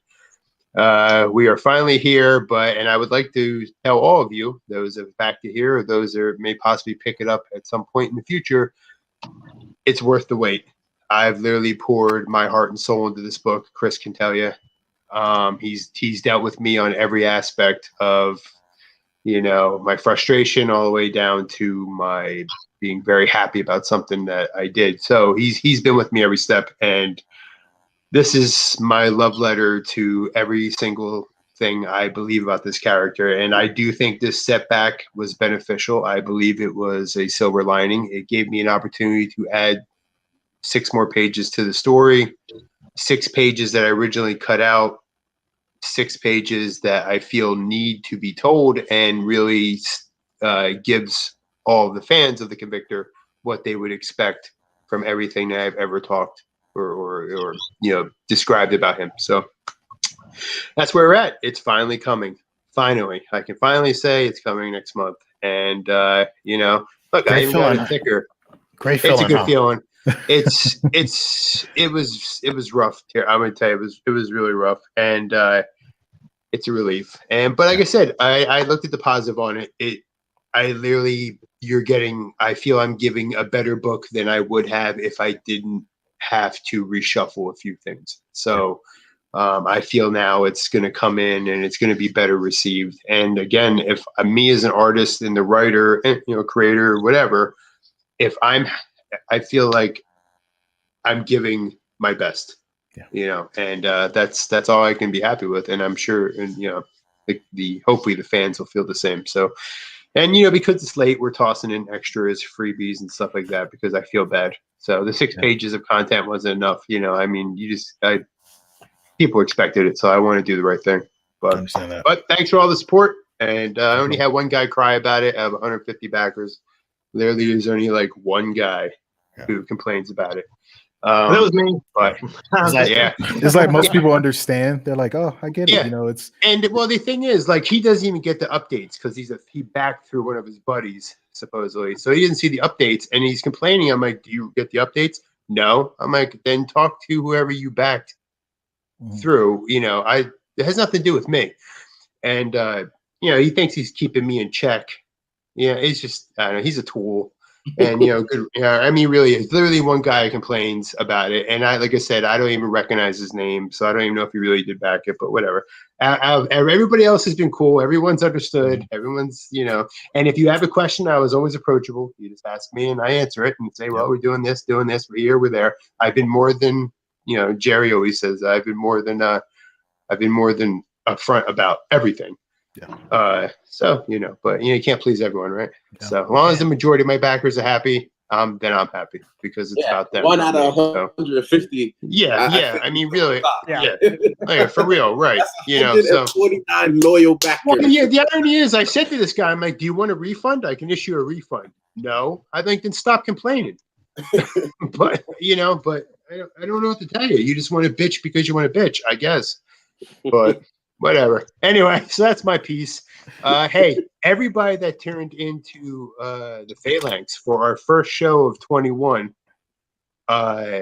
man, thank you. And it was a great show. We've actually hit 3 hours. I don't think we ever hit 3 hours before. I don't believe, but this is great. And that was with Tier last week. And from the folks in the comments they're getting a lot of good information, and that was always the goal here. To you know, just you know, especially for budging creators like you know Cameron Ruiz or Dopey Productions and guys like that. We're glad that we answered some of your questions or at least inspired you. And look for us again. We'll be doing this again on Tuesday, March 9th. So we'll be right back at it. But guys, thank you for joining Phalanx. Tier, thanks for joining us for your first time. Glad to have you. Nick, always a pleasure. Jerry, a pleasure. And Chris, go ahead. Congrats to you guys on all your campaigns. Yes, absolutely. Jerry, you funded how long was it? A day? 48 hours? 1 day, right? All of you were successfully funded in your first day, correct? Tier, you hit your not your $100 goal. I funded like a minute and a half. I mean your $1,000, your real goal. My real goal, though, I hit it in a day. But and Nick, I mean, an amazing 6-hour campaign. That was friggin' phenomenal. Seeing you raise $3,500 your first day, that's just sick. I'm truly impressed by all you guys. You know, that's freaking awesome. So congratulations to all three of you guys. I also want to say thank you to all you guys that's dealt with me, that's been, you know, by my side, do all this, that answer the questions that I needed answered, that's guiding me the right way to be able to run this successful Kickstarter. Because without you guys, you know, I don't think it would have been anywhere near this successful. So I truly appreciate each and every one of you guys, you know. I'm super glad you reached out before launching it. Yeah, me too. And I was like, all right, so if you're both saying it, I'm changing it. Now look at you, man. Now look at you're killing it. So I mean, not because of what we said, but I'm just saying. I mean, it's good. It's always good to get perspective from other folks, without doubt. So I mean, that's what keeps us all you know in check. So all right, boys. Thank you very much. This was fantastic. I had a great time, and I'm glad to be back doing this. And it's always good stress reliever for sure. Good luck on everything we're doing, and like I said, let's keep creating, right?